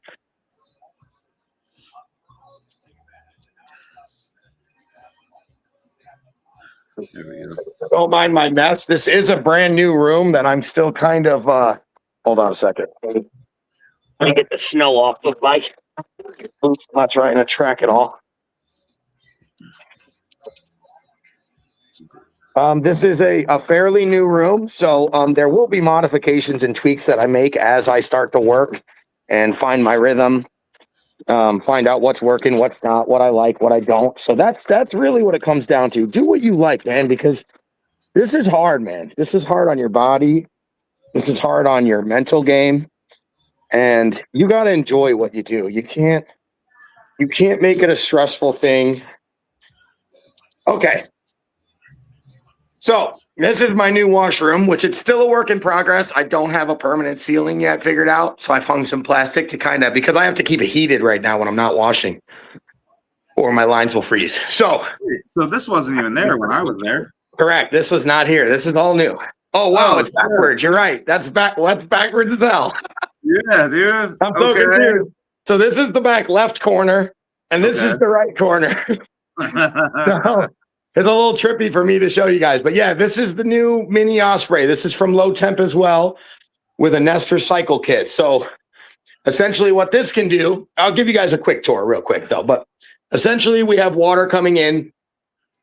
We have our RO. My RO system is all set up on a pump and hose system. So this shutoff valve, which this is so hard on the camera. This will runs up here, runs up the wall, runs along, auto fills for the washer. So I can open that up.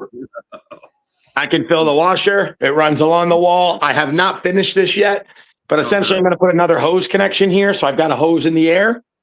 I still have my Bubble Magics over here just in case I'm doing a small batch on the table. Right. And then so everything on that runs RO. So all that's piped. So I can fill all the washers at once with RO. And I tried to make it a little more automated, hands-free. So we run there. We've got our spray hoses that come off our RO. We have a transfer pump down here, which everything's remote controlled. That's another big thing. We have key fobs for our pumps. So while I'm working, I can hit any button. This will turn on the nest.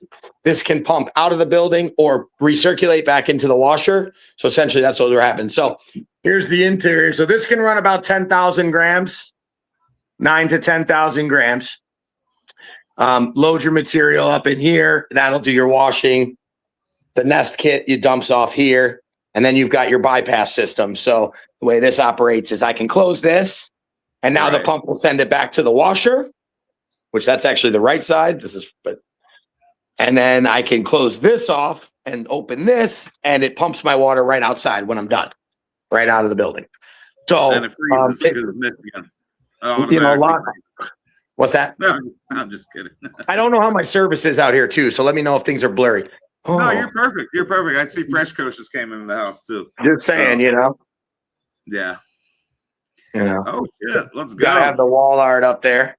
Okay, I like it. But yeah, so I mean, and then we did upgrade. We got shout out to my buddy Mike Get High LI because he hooked me up with this freeze dryer, the large boy, to go with my medium. So that was my redundancy was there. This was my bottleneck was the freeze dryer.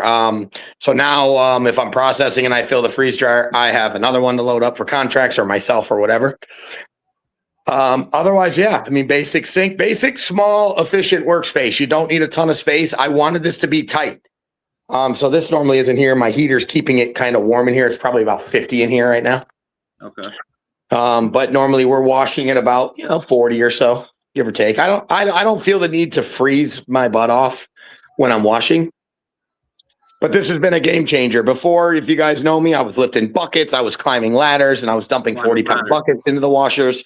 And it was honestly, not only was it just dangerous, but it was just silly. I mean, I'm 40 years old. I don't need to be up and down ladders all day long and one slip. And so this has been a really nice addition. Now the downfall with this is if you got it yourself a 2,000 gram test wash like the Banana Melon Rolex I just did, well, that's where your small one's got to come into play. But these babies have been trusty to me for years, so don't be discouraged if people are telling you don't use Bubble Magic. You just got to clean the heck out of these. Nice. You got to keep them clean on the inside. They're not like this unit where they're set up pharmaceutical. Every single edge is smooth, rounded, so there is no chance for buildup anywhere. And everything is like food grade stainless versus BPA plastic, BPA free plastic, and so yeah, the new workspace I'm still working on a little bit, but yeah, all right, pretty cool. Oh, Ross just walked. I was going to bring us both up back in there. I know you just talked about the Rolex a little bit. Is that from Ross? Is that the one from Ross? Not the Banana Melon, the Tropical Royale, which, if I'm not mistaken, Ross is he's calling it that now because I do believe he has bred it now since when I bought it from Ross originally. I had bought the only stock that was available for the fundraiser for King Louis when his house burned down. And so I had a jump start of a couple years on top of everybody to get out in front. And so Ross let me name that. So the Tropical Royale was. Let me bring him up. All right, we got all three of us in here now. Yo, there he is. So yeah, so Ross and I talked a little bit and bounced some ideas and names, and we actually came up with Tropical Royale on a live broadcast, and some of the people in the chat, as well as Chat GPT, we kind of combined to make that name. And so that's where the Tropical Royale was born. And that first pheno that I found was incredible. I've actually hunted 3 total females from that line, and they have all had very different expressions. The most recent one that I ran for the first time is like very gassy. All right, I think he froze. He's walking in from outside. I know that. But he's not wrong. There's stuff all over the board with that one. We found like some wild, like garlic, nasty, funky ones in there too. It's very good. It's like pure Michigan. It's exactly what it smells like. Yeah, dude. And I was like, I just don't understand in the lineage where any of that shit comes from. It just doesn't make sense to me. Banana OG is the only one in there that would prove that funk. Right? That's what I was thinking too. That's the only thing I could come up with. You might not have been here, but this is that pheno of Tropical Royale. Ooh. This tastes like straight lemonade and watermelon. It's actually probably one of my favorite strains all time. Like, I love this. And I'm a papaya fan, and I might like this more than papaya. Oh, shit. Well, we got to link up, bro. We're not that far away. I moved to the east side now, so I can't be that far from you. Yeah, are you still northeast side, or are you southern east side? I'm West Branch. Oh, yeah. You're about just over an hour from me. Yeah, bro. We got to link up, homie. I don't know anybody on that side of the state. I go four-wheeling up there all the time. Word. Well, shit, if I'm only an hour from you, bro, we got to link up for sure. Because I would assume I'm north of you by an hour. You're north of me about what is that? 214? What is West Branch exit? That's right before St. Helen? Yeah, it's it's like 212 and 214, I think. Oh yeah, so just about 100 miles. All highway. So yeah, it's like, that's I-75. We go 85, baby. Right. Especially up there. Basically, if you know where Northwoods is in Pinconning, I'm like an hour from that. So Pinconning. Okay, yeah. So you're probably the Pinconning Paralyzer. I'm still kicking my fucking self over that whole grow competition that we did. Dude, and I had one that was straight up like Green Apple Jolly Rancher fucking cleaner, and my dumb fucking ass. What did I do? Lost it. Wait, Yeah. I still have I think I still have a pack or two of those. The Pinconning from Moda, that was the Yeah, Motor Rebel. I still have a pack or two of those. I'll send them up to you if you want to. Yeah, he called it the Pinko Kush. So it was Yeah, supposedly Pinconning Paralyzer times one of its Kush strains. I don't know what it was now, but Yeah, Motor Rebel, man. Funny story about that guy. I've known of his brand for years, right? Pretty much since I got in the game, I think Motor Rebel's pretty much been around. Turns out one of my other good friends goes, "Hey, don't you know who owns that?" And I said, "No." And they said, "We went to high school. He graduated with us in high school." Didn't know for the longest time. It was my friend Aaron from high school. And at Breeders' Ball a couple years ago, I went over to him and I'm like, I had no idea this was your company the whole time. I never really noticed. No, it wasn't the whole time. He bought it. Oh, that's right. It wasn't the whole time. Yeah, he did buy it. He bought the rights to the logos and the genetics, and so it is a separate, a different owner than the original. Aaron and I went to high school together, so it's kind of a small world, and we, come together again years down the road. Yeah, no doubt. It's a small world, man. We all, it's cool. So, dude's got some fire turks, I'll tell you that. Let's go. Spaceberry in the house. But yeah, so I think we answered that last question. Yeah, I think that we should talk. Yeah, I think that if anybody has any more questions on rosin production, anything like that, feel free. Let me grab some flour. Okay. And let's talk a little bit about how you been, bro? Doing really good, man. I mean, outside of just, all the sickness and stuff I've been battling since August. Outside of that, man, everything's going good, dude. Team is absolutely crushing it right now. Plants are killing it. Got a lot of new stuff coming. Got a lot of stuff being hunted. About to get some new projects fired off with seed production. It's gotten much more specific these days, so it's not going to be like a million crosses, but everything's going to be, we're super close to really I think leveling up to some new spaces here. Let's go. Yeah. Let's talk. Well, first of all, I'm going to let everybody know if you guys have any questions. We do this every couple weeks, months, years with Ross. So Fresh Coast, I see people saying I haven't seen you in a while. Been forever since I seen you. What's up, Ross? What up, Ross? What up, Ross? Spaceberry. Everybody. So we got the man. We got Fresh Coast in the house. We still got D-Mac in here showing a little bit of his flower right there. I'll let D-Mac keep riding here, but I can't go live until 100 days after my birthday this year. So if I could get, one of the other accounts up to 1,000, then I could start going live again, but I can't get them. The trick? Do you know the trick to that? What? Go on Facebook, sign up for their Meta Verified for $1, and then contact customer support. You'll get a specific customer support, and then inquire about your Instagram account. So far, everyone that I've known that's done it has gotten their account back. Well, I can't get my account. My accounts are gone. They're gone. They treat the verified people better, man. You get a real person. I had a verified account, and that's an account they took from me, and I thought the same thing. So I'm on the opposite end of that. I'm like, it doesn't. Yeah. I guess there's some people. So this is ice cream cake. They still took my shit. So this is a fairly dense ice cream cake. This is a 5+% washer right here. And I grabbed two different strains just to kind of show some that it doesn't necessarily matter. A lot of people thought that good rosin is only airy, fluffy, not very dense, which I have found that to not be true at all. Both of these strains that I'm pulling out right now are both very dense and very frosty, and they wash drastically different. So this ice cream cake here on the right, it's hard to get some colors because I can't zoom or nothing, but this is a little purpley, really dense. This is this is rock solid.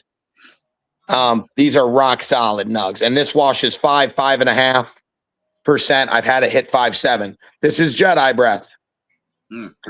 Also really dense, super funky. This is a little more loose. That's an OG. That's like from what, like 7-8 years ago, right? Yeah, this is was this in-houses? This is No, Jedi, that's Thug Pug. Jedi Kush Oh, and Jedi breath is Thug Pug. Yeah. it is yeah, Thug.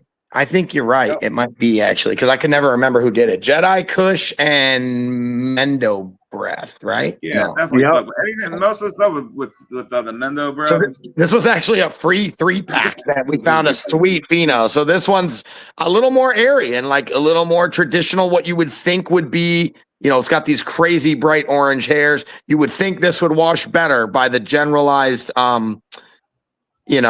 rule of thumb. And this actually washes about 3%. So we get about a 3%er over here, and we got a 5%er over here. And so the rule of thumb, grab it with your fingers. If it feels when it's growing, put your fingers together. If they stick, usually good sign. If you can go like this and play your little mini violin with your fingers and greased up, no bueno. So a little trick to somehow telling if you're going to have a decent wash that doesn't always follow suit. I have had greasier ones end up being decent, but grease tends to melt in the water. And that's what Rolex 3 did. Speaking of Talk a little bit about similar the Rolex if you guys want. Give me 1 second, and then we'll the get Rolex 3, I have never had a strain grease my bag up as bad as that did. I mean, I'm talking, I'm in working. I mean, I don't know how cold it was that day, but I was blowing smoke out my mouth, blowing breath, and it still melted, and it melted bad in the bags, just caked the whole bag up. It affected the yield. And it's not a greasy strain, but it greased up. It seems to be that when, because we washed like 42 different ones, and the ones that were greasy were like so greasy. It was just turned into a nightmare, dude. It's a pain. Such a pain. Yeah.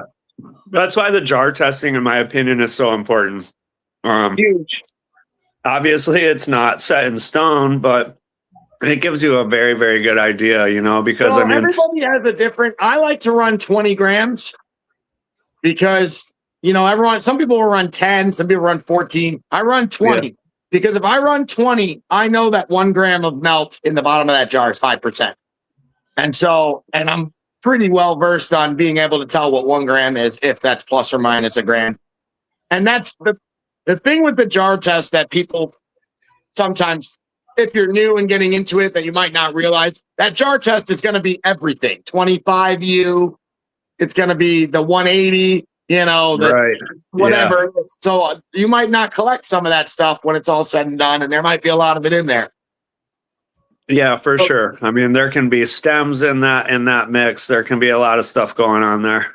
I watched recently, and you would have been shocked at the bottom of my vessel of my nest how much 25 under 45U was down there.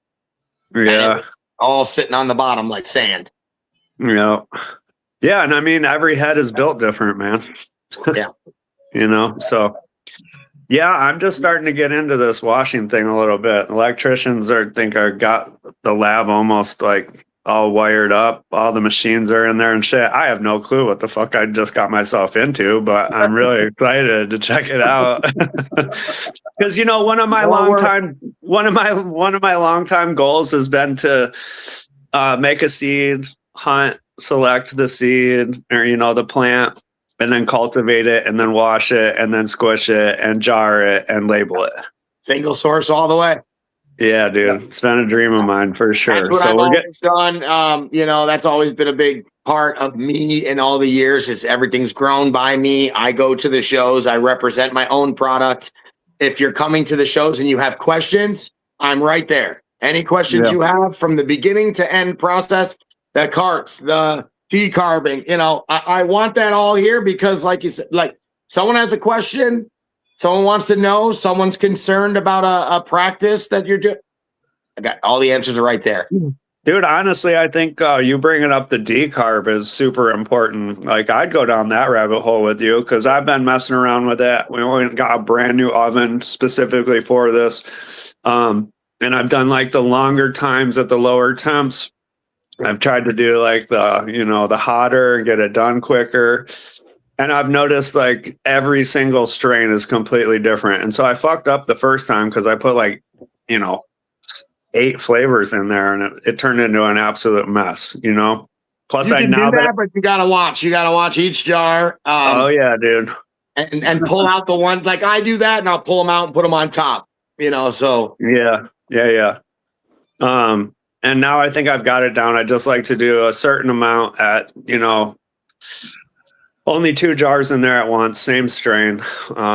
Because everything changes with the more material you're putting in there, right? That 180 degrees might not be 180 degrees anymore, technically.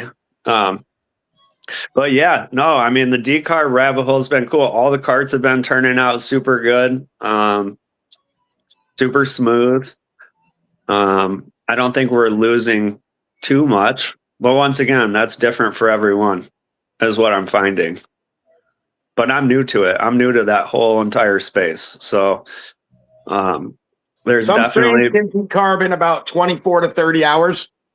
Some take 3 days. right. That's what I'm saying. What I've noticed is the heavier fruity. So for my longest decarb, if it's a wet rosin, it goes quick. So gas face, real wet. It's almost like mayo consistent. Yeah. Decarbs down quick. Within 2 hours, it's liquid. And then I'm just waiting for bubbles. Papaya, juicy fruit might take 24 hours before it even gets to liquid. What temperature are you at? 180. 180 is your sweet spot? So Taters and I worked together on that, and she taught me some of the ropes in the beginning of decarbing. And so I've played with some different temps. I've done 160 to 180 generally in that, but that 180 seems to be a really good middle ground. Okay. What makes you like that more than 160? What's that? What makes you prefer the 180 over the 160? So one thing I noticed about 160 is when I'm filling the carts, it's too thick at that temp, believe it or not. Okay. At 160, it doesn't want to come out of the gun as fast when I'm shooting them. Okay. At 180, it'll be a little more liquidy. And it does matter because it can screw up your trigger pulls, and you're not pushing as much material as it thinks you are, and right. If the flow is variable. So 180 seems to be, I mean, it doesn't burn it. I mean, you could do 100 degrees for a week. You know what I mean? It'll get there. So there really is there is doing it too fast, because if you're too hot and it turns to liquid and it starts bubbling, you're burning it faster than you're actually decarbing it down, and you're losing a lot of terps. Yeah, a lot of terps. So, and I've noticed the color changes. It's definitely not as smooth. Color can change for sure. Yeah. Yeah. And they all kind of end up having the same kind of flavor to them. I don't know what it is, but you can definitely tell the difference. Well, it's like it's like CRC, CRC butane extraction. No matter who you are, if you're running CRC, you're pulling all of this stuff out and you're leaving this. And so naturally it's all going to taste a little similar, because you're filtering out all those certain terps. These terps make it through. So the same thing happens when you're dealing with heat. At 180 or 200, you might lose more, and that's what you're going to learn quick in this game, Ross, is that loss is inevitable. You're going to lose to the press. You're going to lose to the decarb. You're going to lose to you're going to lose to the whip. You're going to lose to the jar, bro. It's insane, dude. I never had any clue, because, this year, hey, no, you're not eating the soup, bro. Sounds like and that's important, too, while we're on decarbing. Some will decarb and loss 1%, 2%, 3%. Some will lose 10%. during the decarb process. So I do think it's entirely dependent on how much terps are present. The more terps you have, the more loss you can experience. For sure. So, and I noticed that a lot with the citrus stuff. The Tropical Royale I ended up mixing with the Studio 54, which in my opinion is, there's a lot of citrus in that Studio 54 coming from whatever sherb cut they used. That one and then like Mandarin butter, we seem to lose a lot more because they're just like hella terpy.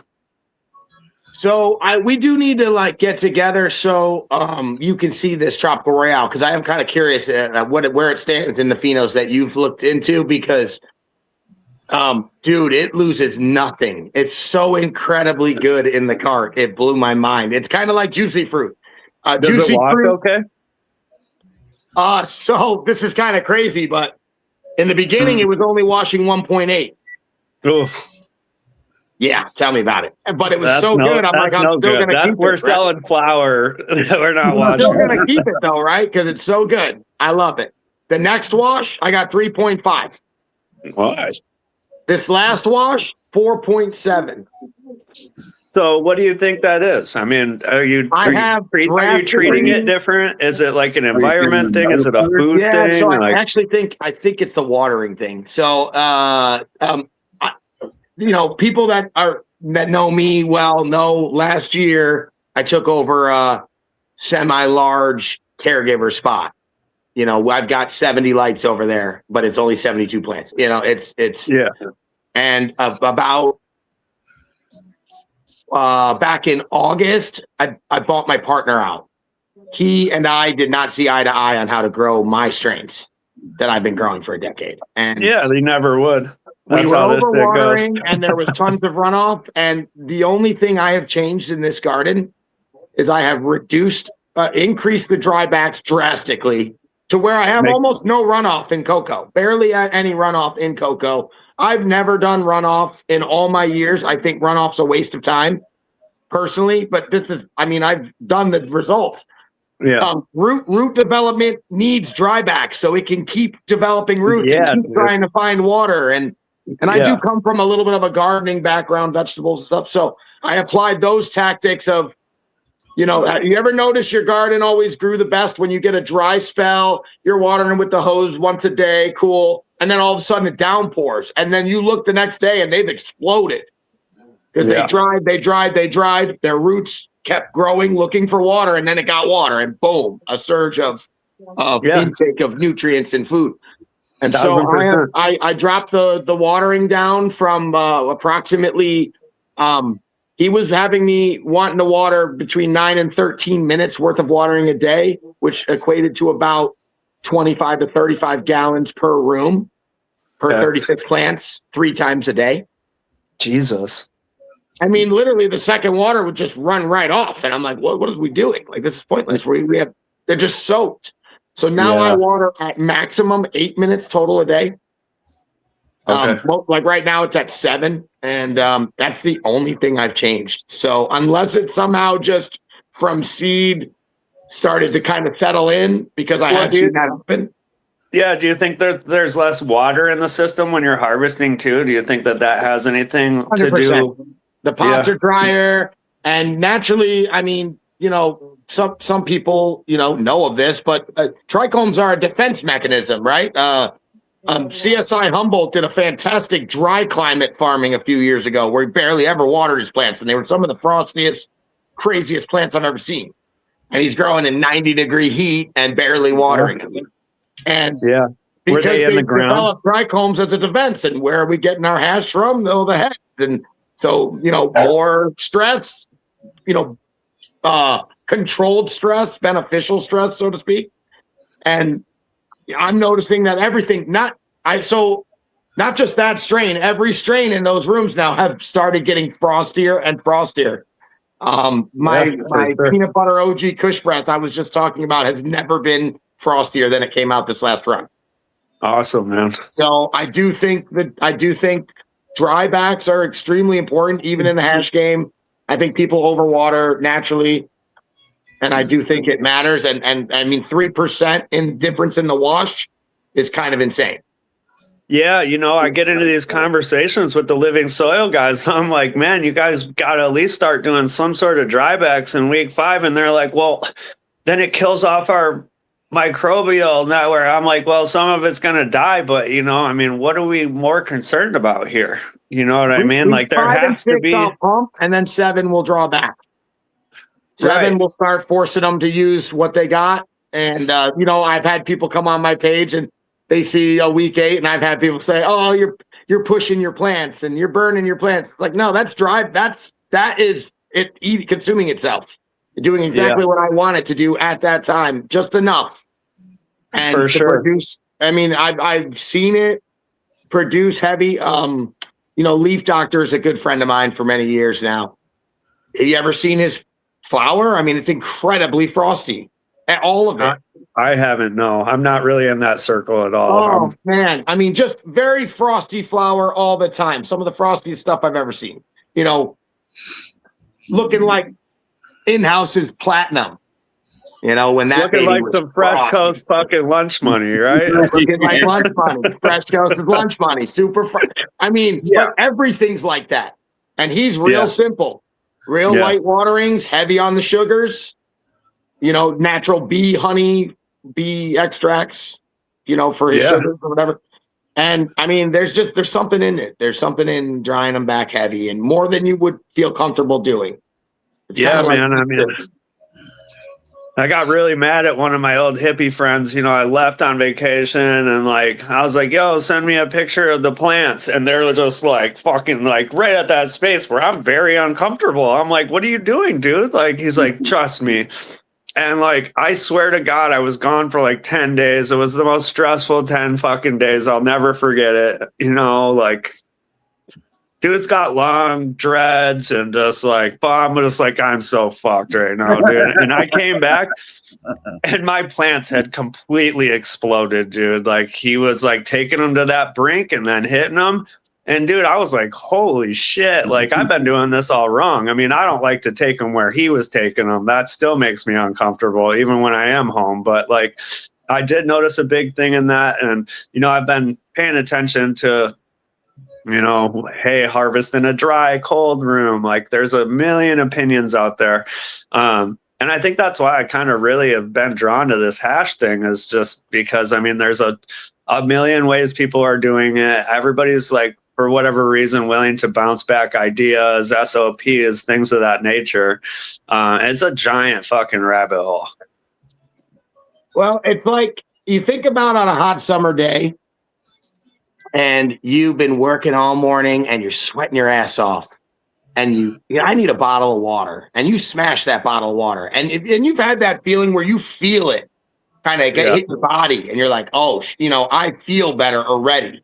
That water hit my body, and I mean, plants are no different. You make them struggle a little bit, and when you feed them, they take all of it. They eat it all. They clean their plate, and they don't know when they're going to get fed, and it takes acclimation time, and there's stress, and you've got to. It might take you multiple crops to get the plants to want to work with you before they're looking kind of slouchy. Yeah, that's true too. I mean. Genetic drifting, so to speak, in a way. Oh, dude, we got to get together, bro. I'll bring my sleeping bag and pillow because it's going to be a long night. Fucking I got a wonderful couch right here and a sick, dude. I love couches, bro. 80,000 furnace that points right at you. When I came up to Michigan, man, I was going to say it was dark. You haven't even seen it. Hold on here. I got the. You haven't even seen the new setup I did over here. This is that back corner now. That's backwards, but. Well, you got everything in the back in the new room now, so you've all that extra room. I'm not doing any flower over here and stuff. So I made a little area. Look at Ross. I got you right there. That couch is amazing. It's like a 1993 Lazy Boy. Oh yeah, perfect. It's all nice and worn in and everything. Let's go, perfect, man. It's perfect curve. All right, listen, fire, bro. Let's talk about genetics a little bit on Ross. Okay. Then I really want to get into this a little bit. What you got coming up, and get to some of these questions as well, because Well, I'm gonna jump into the chat and let Ross have his time, brother. All right, Yeah, I'll I mean, make- you're more than welcome to stay in here, bro. I mean, you can hang out. You don't have to go anywhere. yeah, I'm not trying to steal the Okay, show. well, I'll That's do for this sure. and be a listener then. All right. Well. All right. So I'm going to start with this question because it's been up there. And what's your most anticipated cultivar coming up? There's a bunch that have been going through runbacks and shit, but as far as like in seed form, it's by far the Poontang Pie times Chocolate Rolex that Leo and I did. I gave him the male plants, and then that Poontang Pie came through a source out of Colorado through Simple Jars, and it's a different.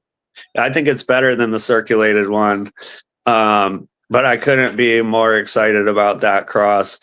The original Z times Chocolate Rolex kind of tickles my fancy a little bit. It'll be the first time I've ever done anything with Skittles. I've never even smoked what I would believe is a non-watered down version.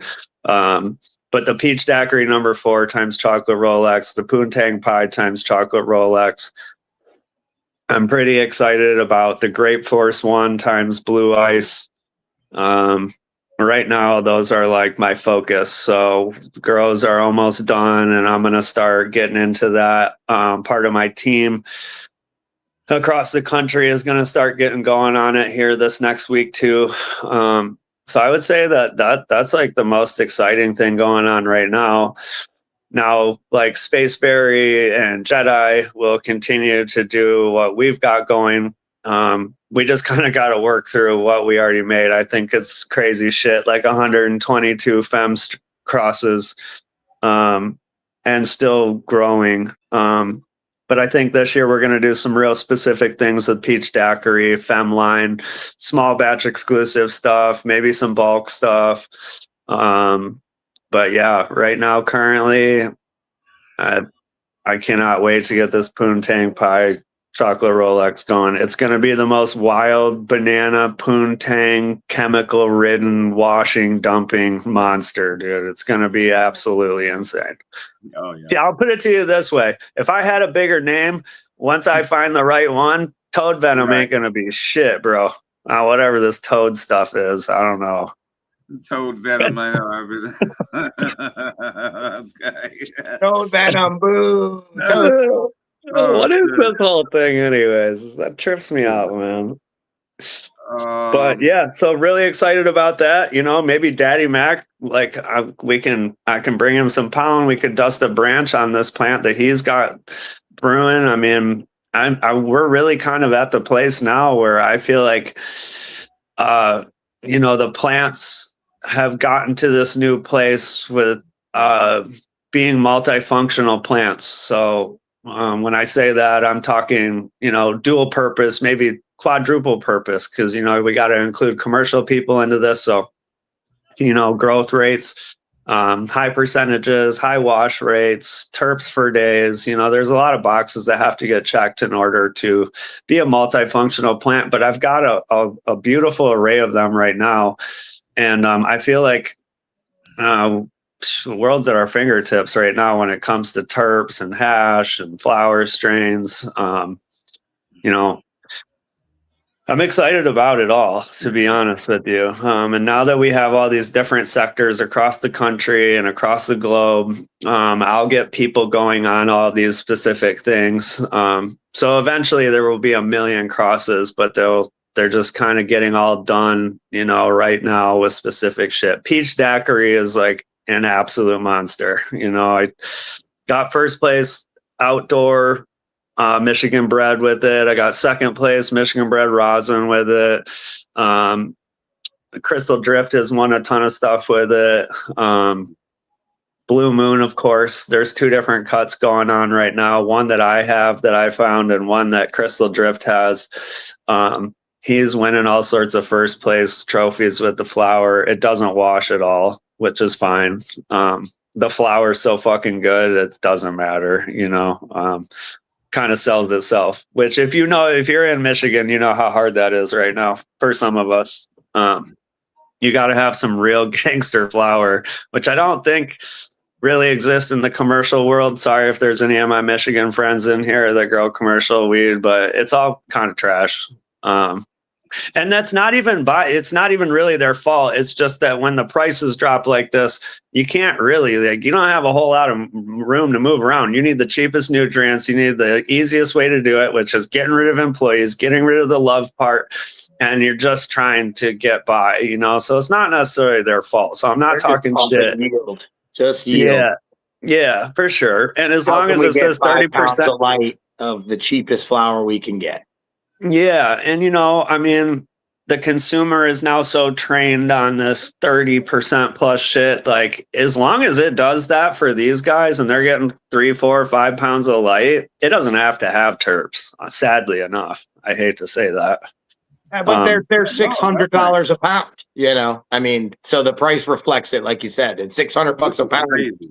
You're not trying to produce terpenes. You're trying to just be a business and make your 50% profit margin or whatever. That's it. It's not about. It's not about like you. We got It's just a normal business. They're a gas station now. They're not. They don't care about your health. They don't care about what you like and what you. Well, I think things are really changing. You know, I've been doing a lot of thinking, paying attention to what's going on. You know, the government's going to take this from everybody. Prices will go back up. Our underground growers will come back. Our small scale guys who do craft shit will come back. A lot of those guys in the commercial space will come out of it. We're going to make grow stores great again. We're going to make weed great again because it is hard as fuck out here to find some decent flour. I'm not going to lie. You just don't see it. Those guys aren't around, you know? I mean, we see a lot of stuff on the street that's being backdoored out of commercial, you know, legal shit, whatever, which if you know that ain't the deal. It's fucking wild stuff.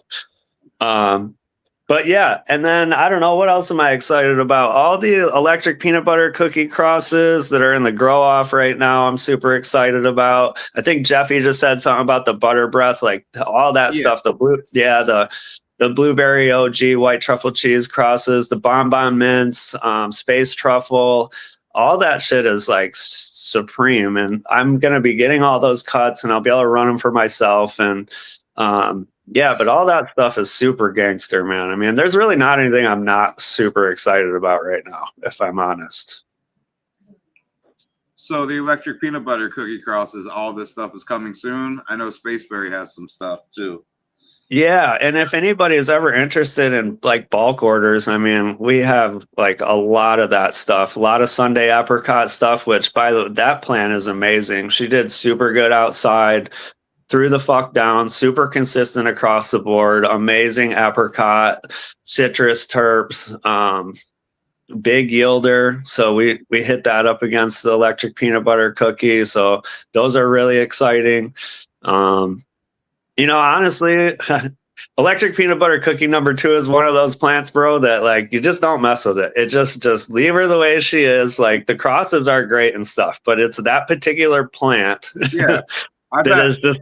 It's the absolute, it's the gangster. It's the dopest dope.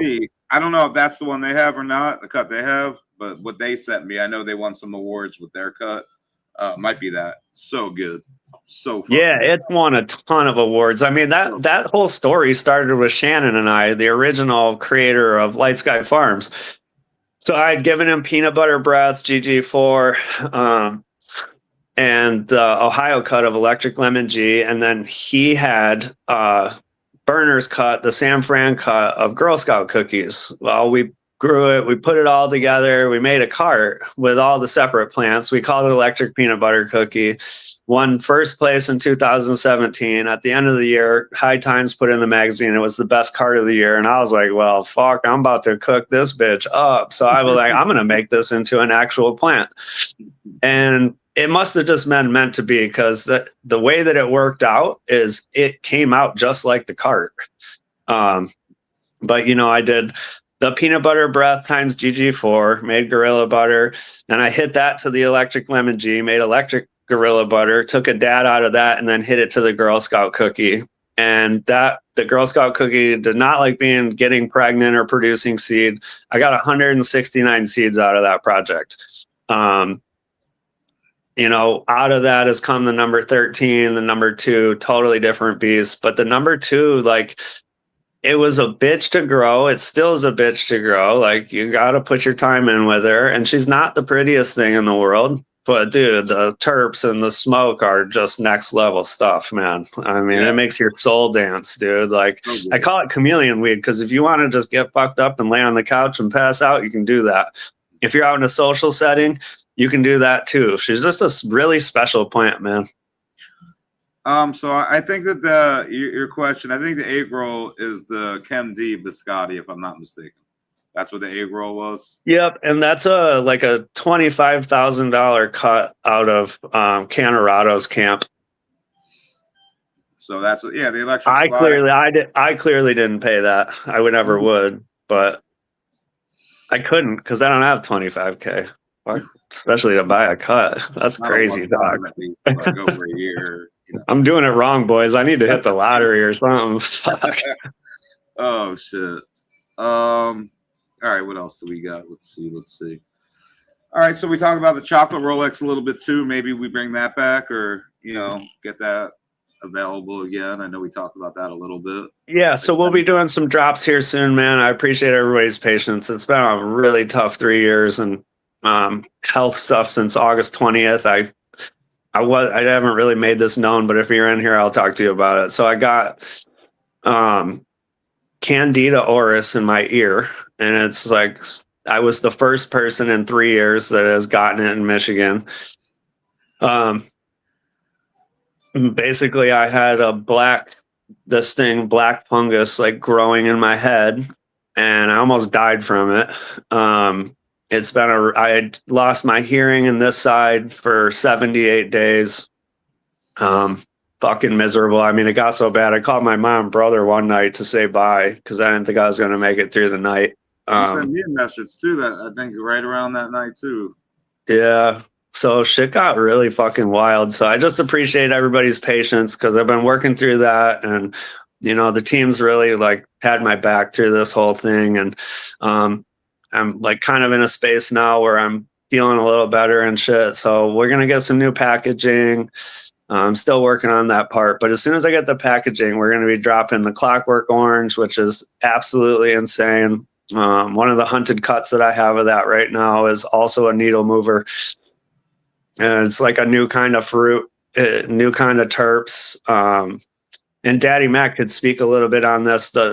The fruit vibe and the shit that comes out of these watermelon Rolex crosses with the added like nail polish remover or like paint thinner vibe. It's just, you can't call it gas, and it's not quite like full, like, commercial cleaner. I don't really know how to describe it, but it shit burns like your nose. It's like a punchy, true watermelon, like a watermelon citrus. Yeah. I mean, I've had people smell it and say that smells like watermelon that didn't even know it was watermelon. Yeah, for sure. And so mixed up with that mandarin butter, it's like I don't even know. I mean, the first word I want to say is papaya, but it shits all over that. It's like it's something else. I don't know, but she's an absolute banger. So those are all fully tested. So I'm ready to drop those. The chocolate Rolex, which has been on a tear with Burley.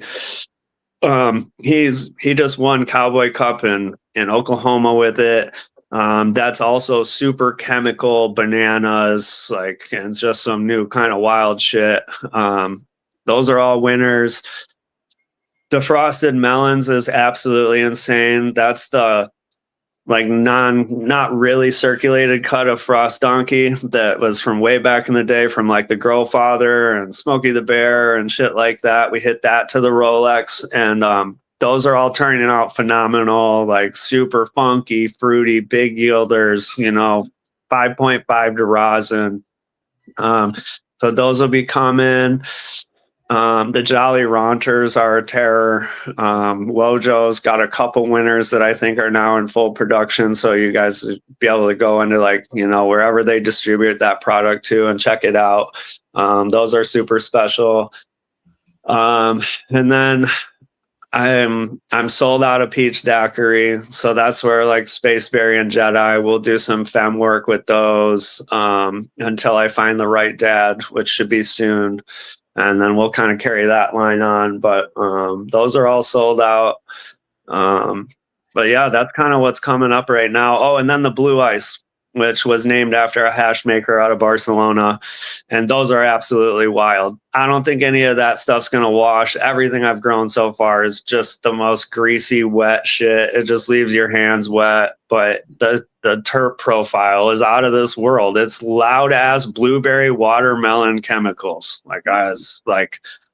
I had one that I forgot about that I just like stuck in the shed, still in the pot. And I went in there like the other day, and this is from the fall outdoor. I went in there and it still just fucking reeks, dude. It's insane.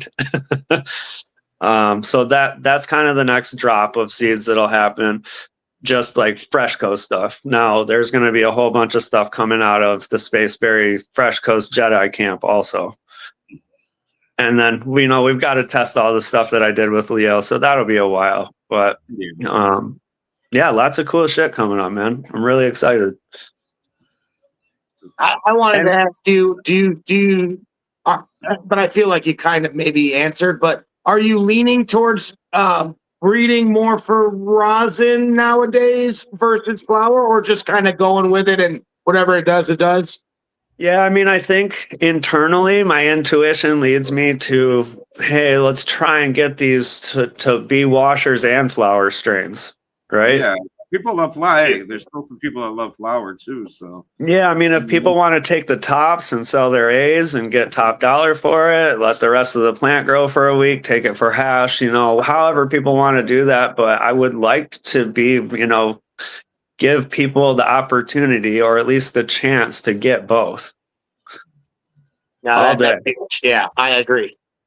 I got a few that are great both ways, and you can't beat it. Yeah, man. I mean, it's really important. And then, when you get to gift somebody the flower and the rosin at once, then they get that. You're giving them an experience. Like, oh, this is what it was before it was this. You know what I mean? And as well as I do, dude, just because something's badass on the vine and it's like there's heads all over your fingers and it dumps, now all of a sudden it doesn't smell anything like you started with. So like there's a lot that goes into that. Like Gorilla Nut number 9, man, she's like not that crazy of a like nose on the vine. She's got everything else. And I'm not saying she's like an Oreos or anything, but like it's not like super fucking loud, right? But dude, we pressed her and it turned into an absolute gas house. The most gassy fucking rosin I've ever smelled in my entire life up to this point.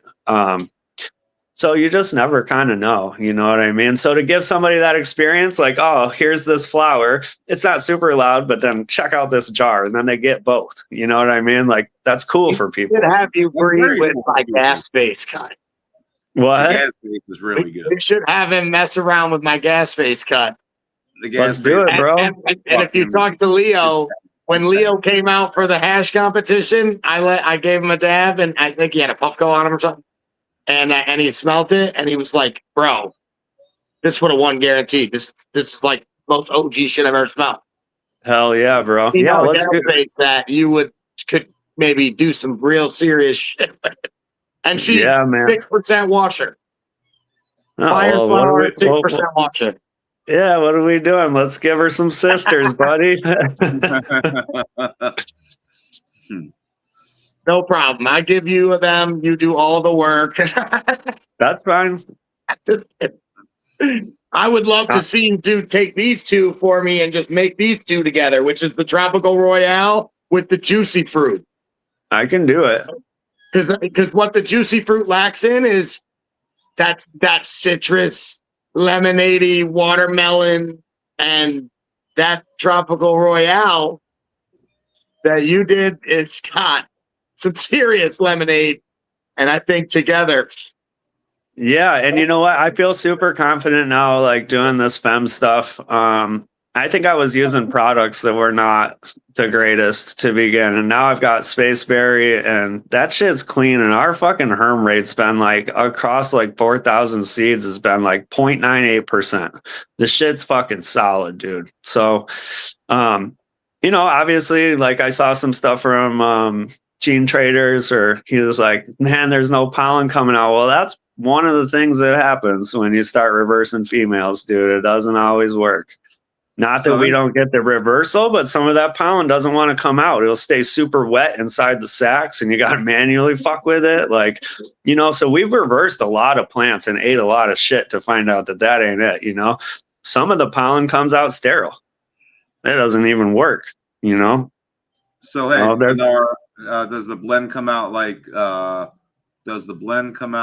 the cross in theory? In theory, everything's theory, man. They're plants and we're humans, buddy. In theory, you know, you got dominant and recessive traits, though. So you know, yeah. Ross knows all about that when you read consistency. But you know, and as much as you think, you know, like until you crack the seeds and you flower them after you make them, you really don't know. I mean, you're gonna get a general, of course. Though, you know, you're gonna see the structures, you're gonna see the tendencies of. You know, okay, like I got 70% of them that are leaning towards garlic icing, and you know, the other 30 are leaning towards garlic snake breath. Like you'll be able to see that kind of stuff. But when it comes to like the terpene profiles, man, I mean, I've had stuff that I did with like honey sticks that was all gas, and they all came out grapey as fuck. You know, so, like, are you going to focus on any of the older stuff in your new crosses, or are you totally focused on, you know, mostly on all new stuff out of curiosity? You know, like if I'm just honest with all the moves and the turmoil and the battling, I don't really have a lot of old stuff left to really work with. Will I go back someday and crack those seeds? For sure. Like I'd love to get back into the double butters. There's some stuff I would like to get into, but honestly, I'm cooking with all this new shit, man. I just don't really see me like kind of dipping back into the past, maybe 5 years from now or something. But I'm pretty focused on the direction the plant's taking me right now, and it is all like very new stuff. You don't see any of it on the market. It just hits different, and so that's where I'm kind of focused right now. Now, I really would like to get into the super lavender butters and bring that back, because those were like lavender Sprite terps, which were super inviting. And looking back on it, before I was into hash at all, you know, I probably threw away some fucking gangsters, you guys, stupid. But those super lavender butters are they're on the next level, man. I mean, they're massive yielders, and I know that at least half of them would have washed. So I will get back into some of that stuff, but right now there's too much in motion with the new shit. So I like it. Okay. We've moved on too. Like Michigan, it really evolves like heavily. Like every year, things change here, and there is a shift to candy and heavy terps everywhere. And cartridges. I think that's across the country as a whole. Yeah, agreed. I mean, but you know, it starts in Cali, it moves to Michigan generally, and it kind of just bounces. Or we can go the other route and say it starts in Michigan and now it gets out to Cali. Sometimes I it like does. It that way better. You know? So like you used to mess around with meat breath a lot. You know, I love meat breath. I ran a cup for years. Mine's gone.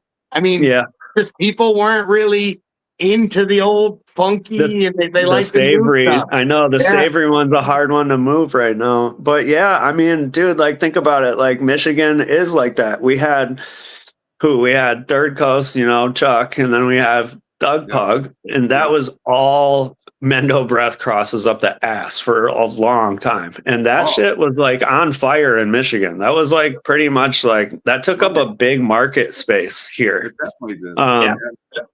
And that was pretty dominant for a while. And then you've got your gas dudes, and like candy was never really a thing here, or fruit. It was all funky, like, I don't know, kind of off the wall shit, you know? We birthed GMO. Yeah, exactly. Right here. The East Coast, I feel like, is more like that. We never really about the fruit.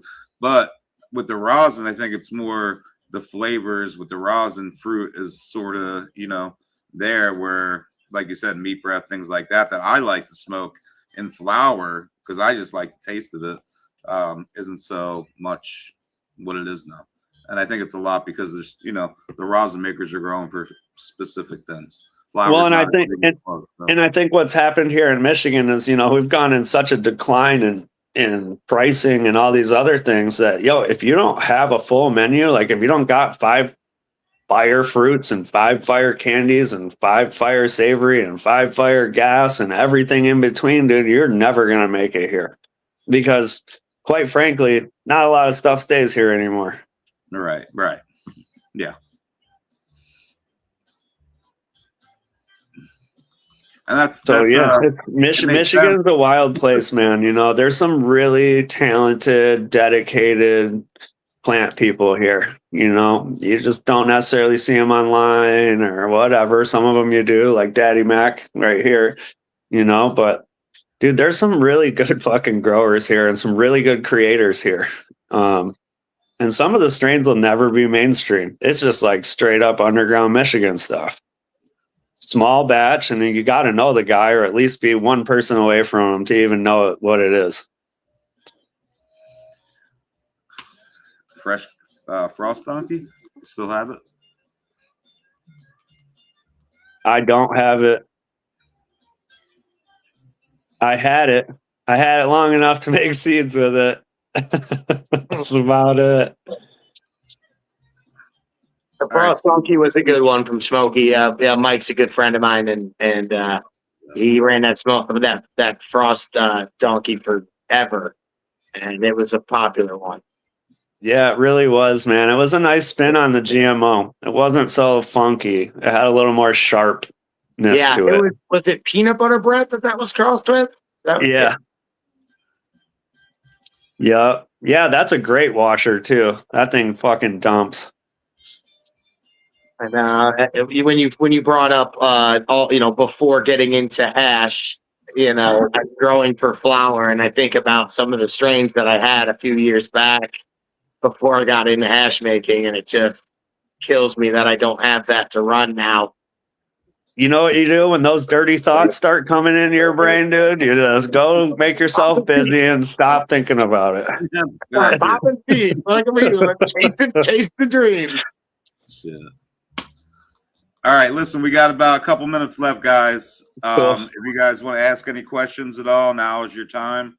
Ask Ross, ask D-Mac, but probably got. Dude, this whole time I had no idea you were Fishman Meltz.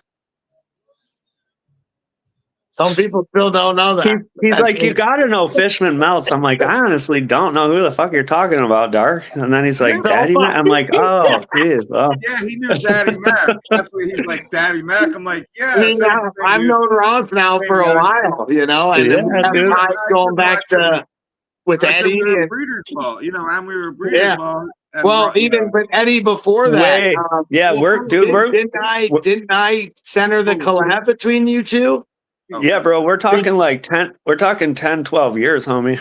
There you go. Yeah, I mean, it was, hey, this dude's crushing it. I love you. You're crushing it. He's a great guy. You're a great guy. You need to contact each other. Yeah, rest in peace. And when you brought up the Mendo Breath, he was another one that was producing a lot of Mendo Breath crosses, you know, and crushing it.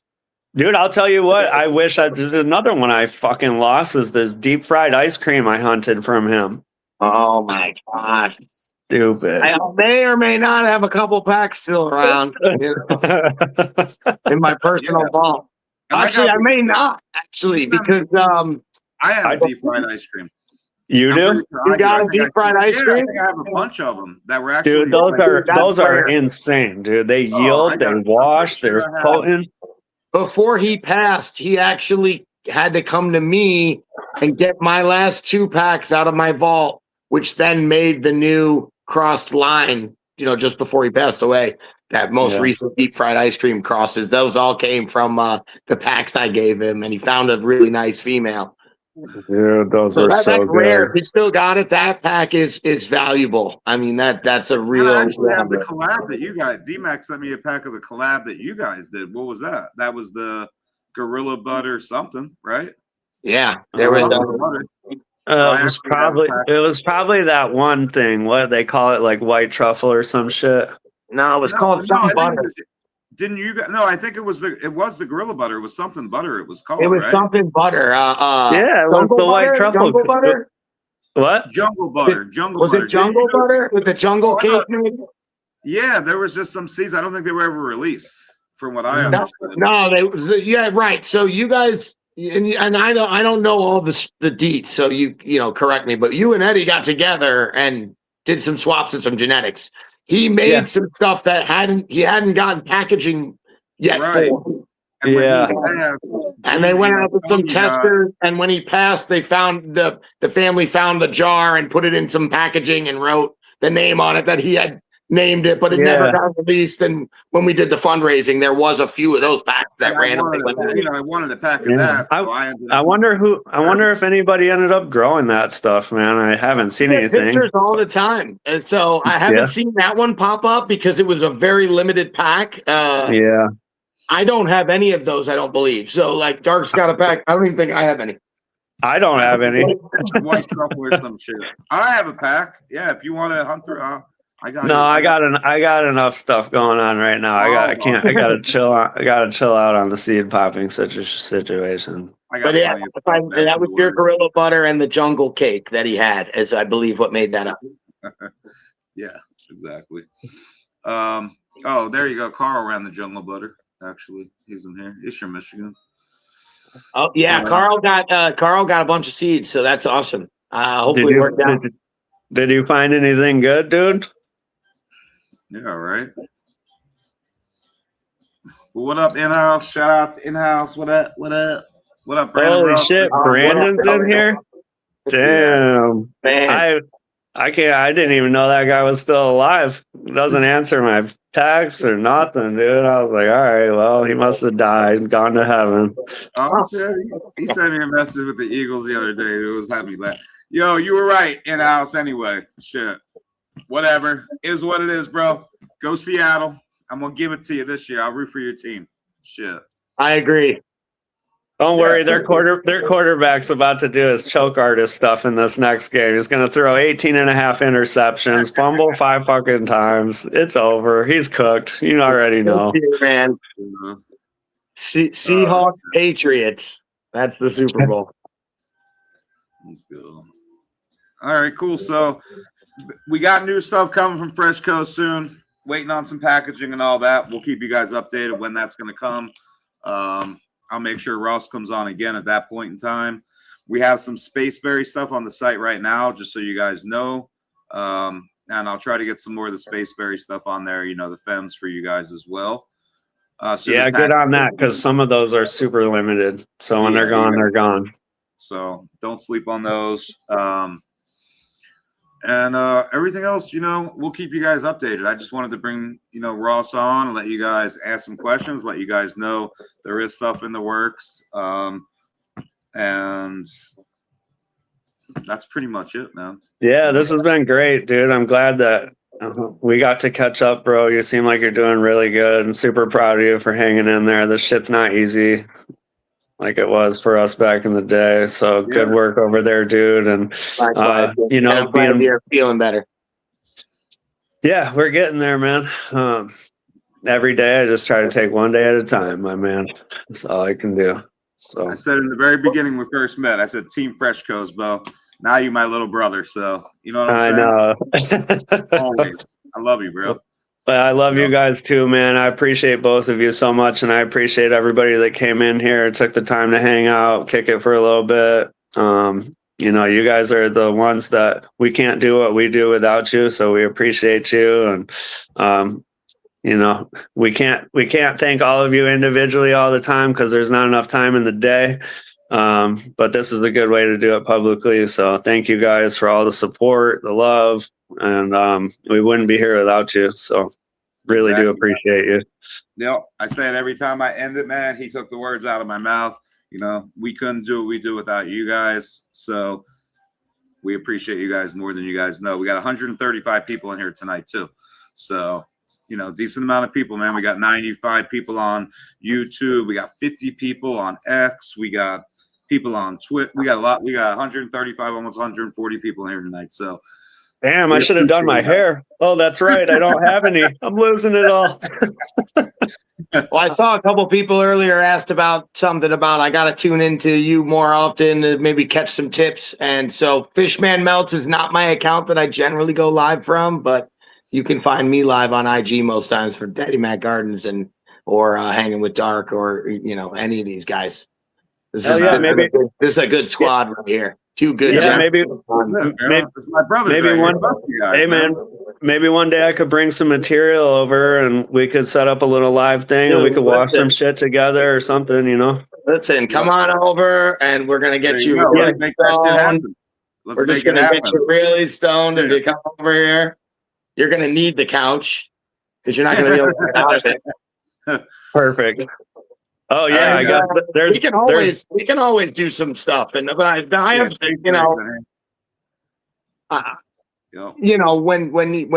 we get the chance, we'll chat. And there's a few things I've been meaning to discuss with you. So yeah, same. All right, I got you. All right, everybody, I'm gonna get out of here. I'm at send us off. Woo, let's go. Right, much love. We appreciate you guys. Everybody stay safe. Happy New Year. I'll see you guys next Wednesday night or Saturday night. If you guys are on Instagram, catch me on Saturday. If not, I'll see you next Wednesday. Stay safe. Much love. We'll see you guys soon. Peace. Good night.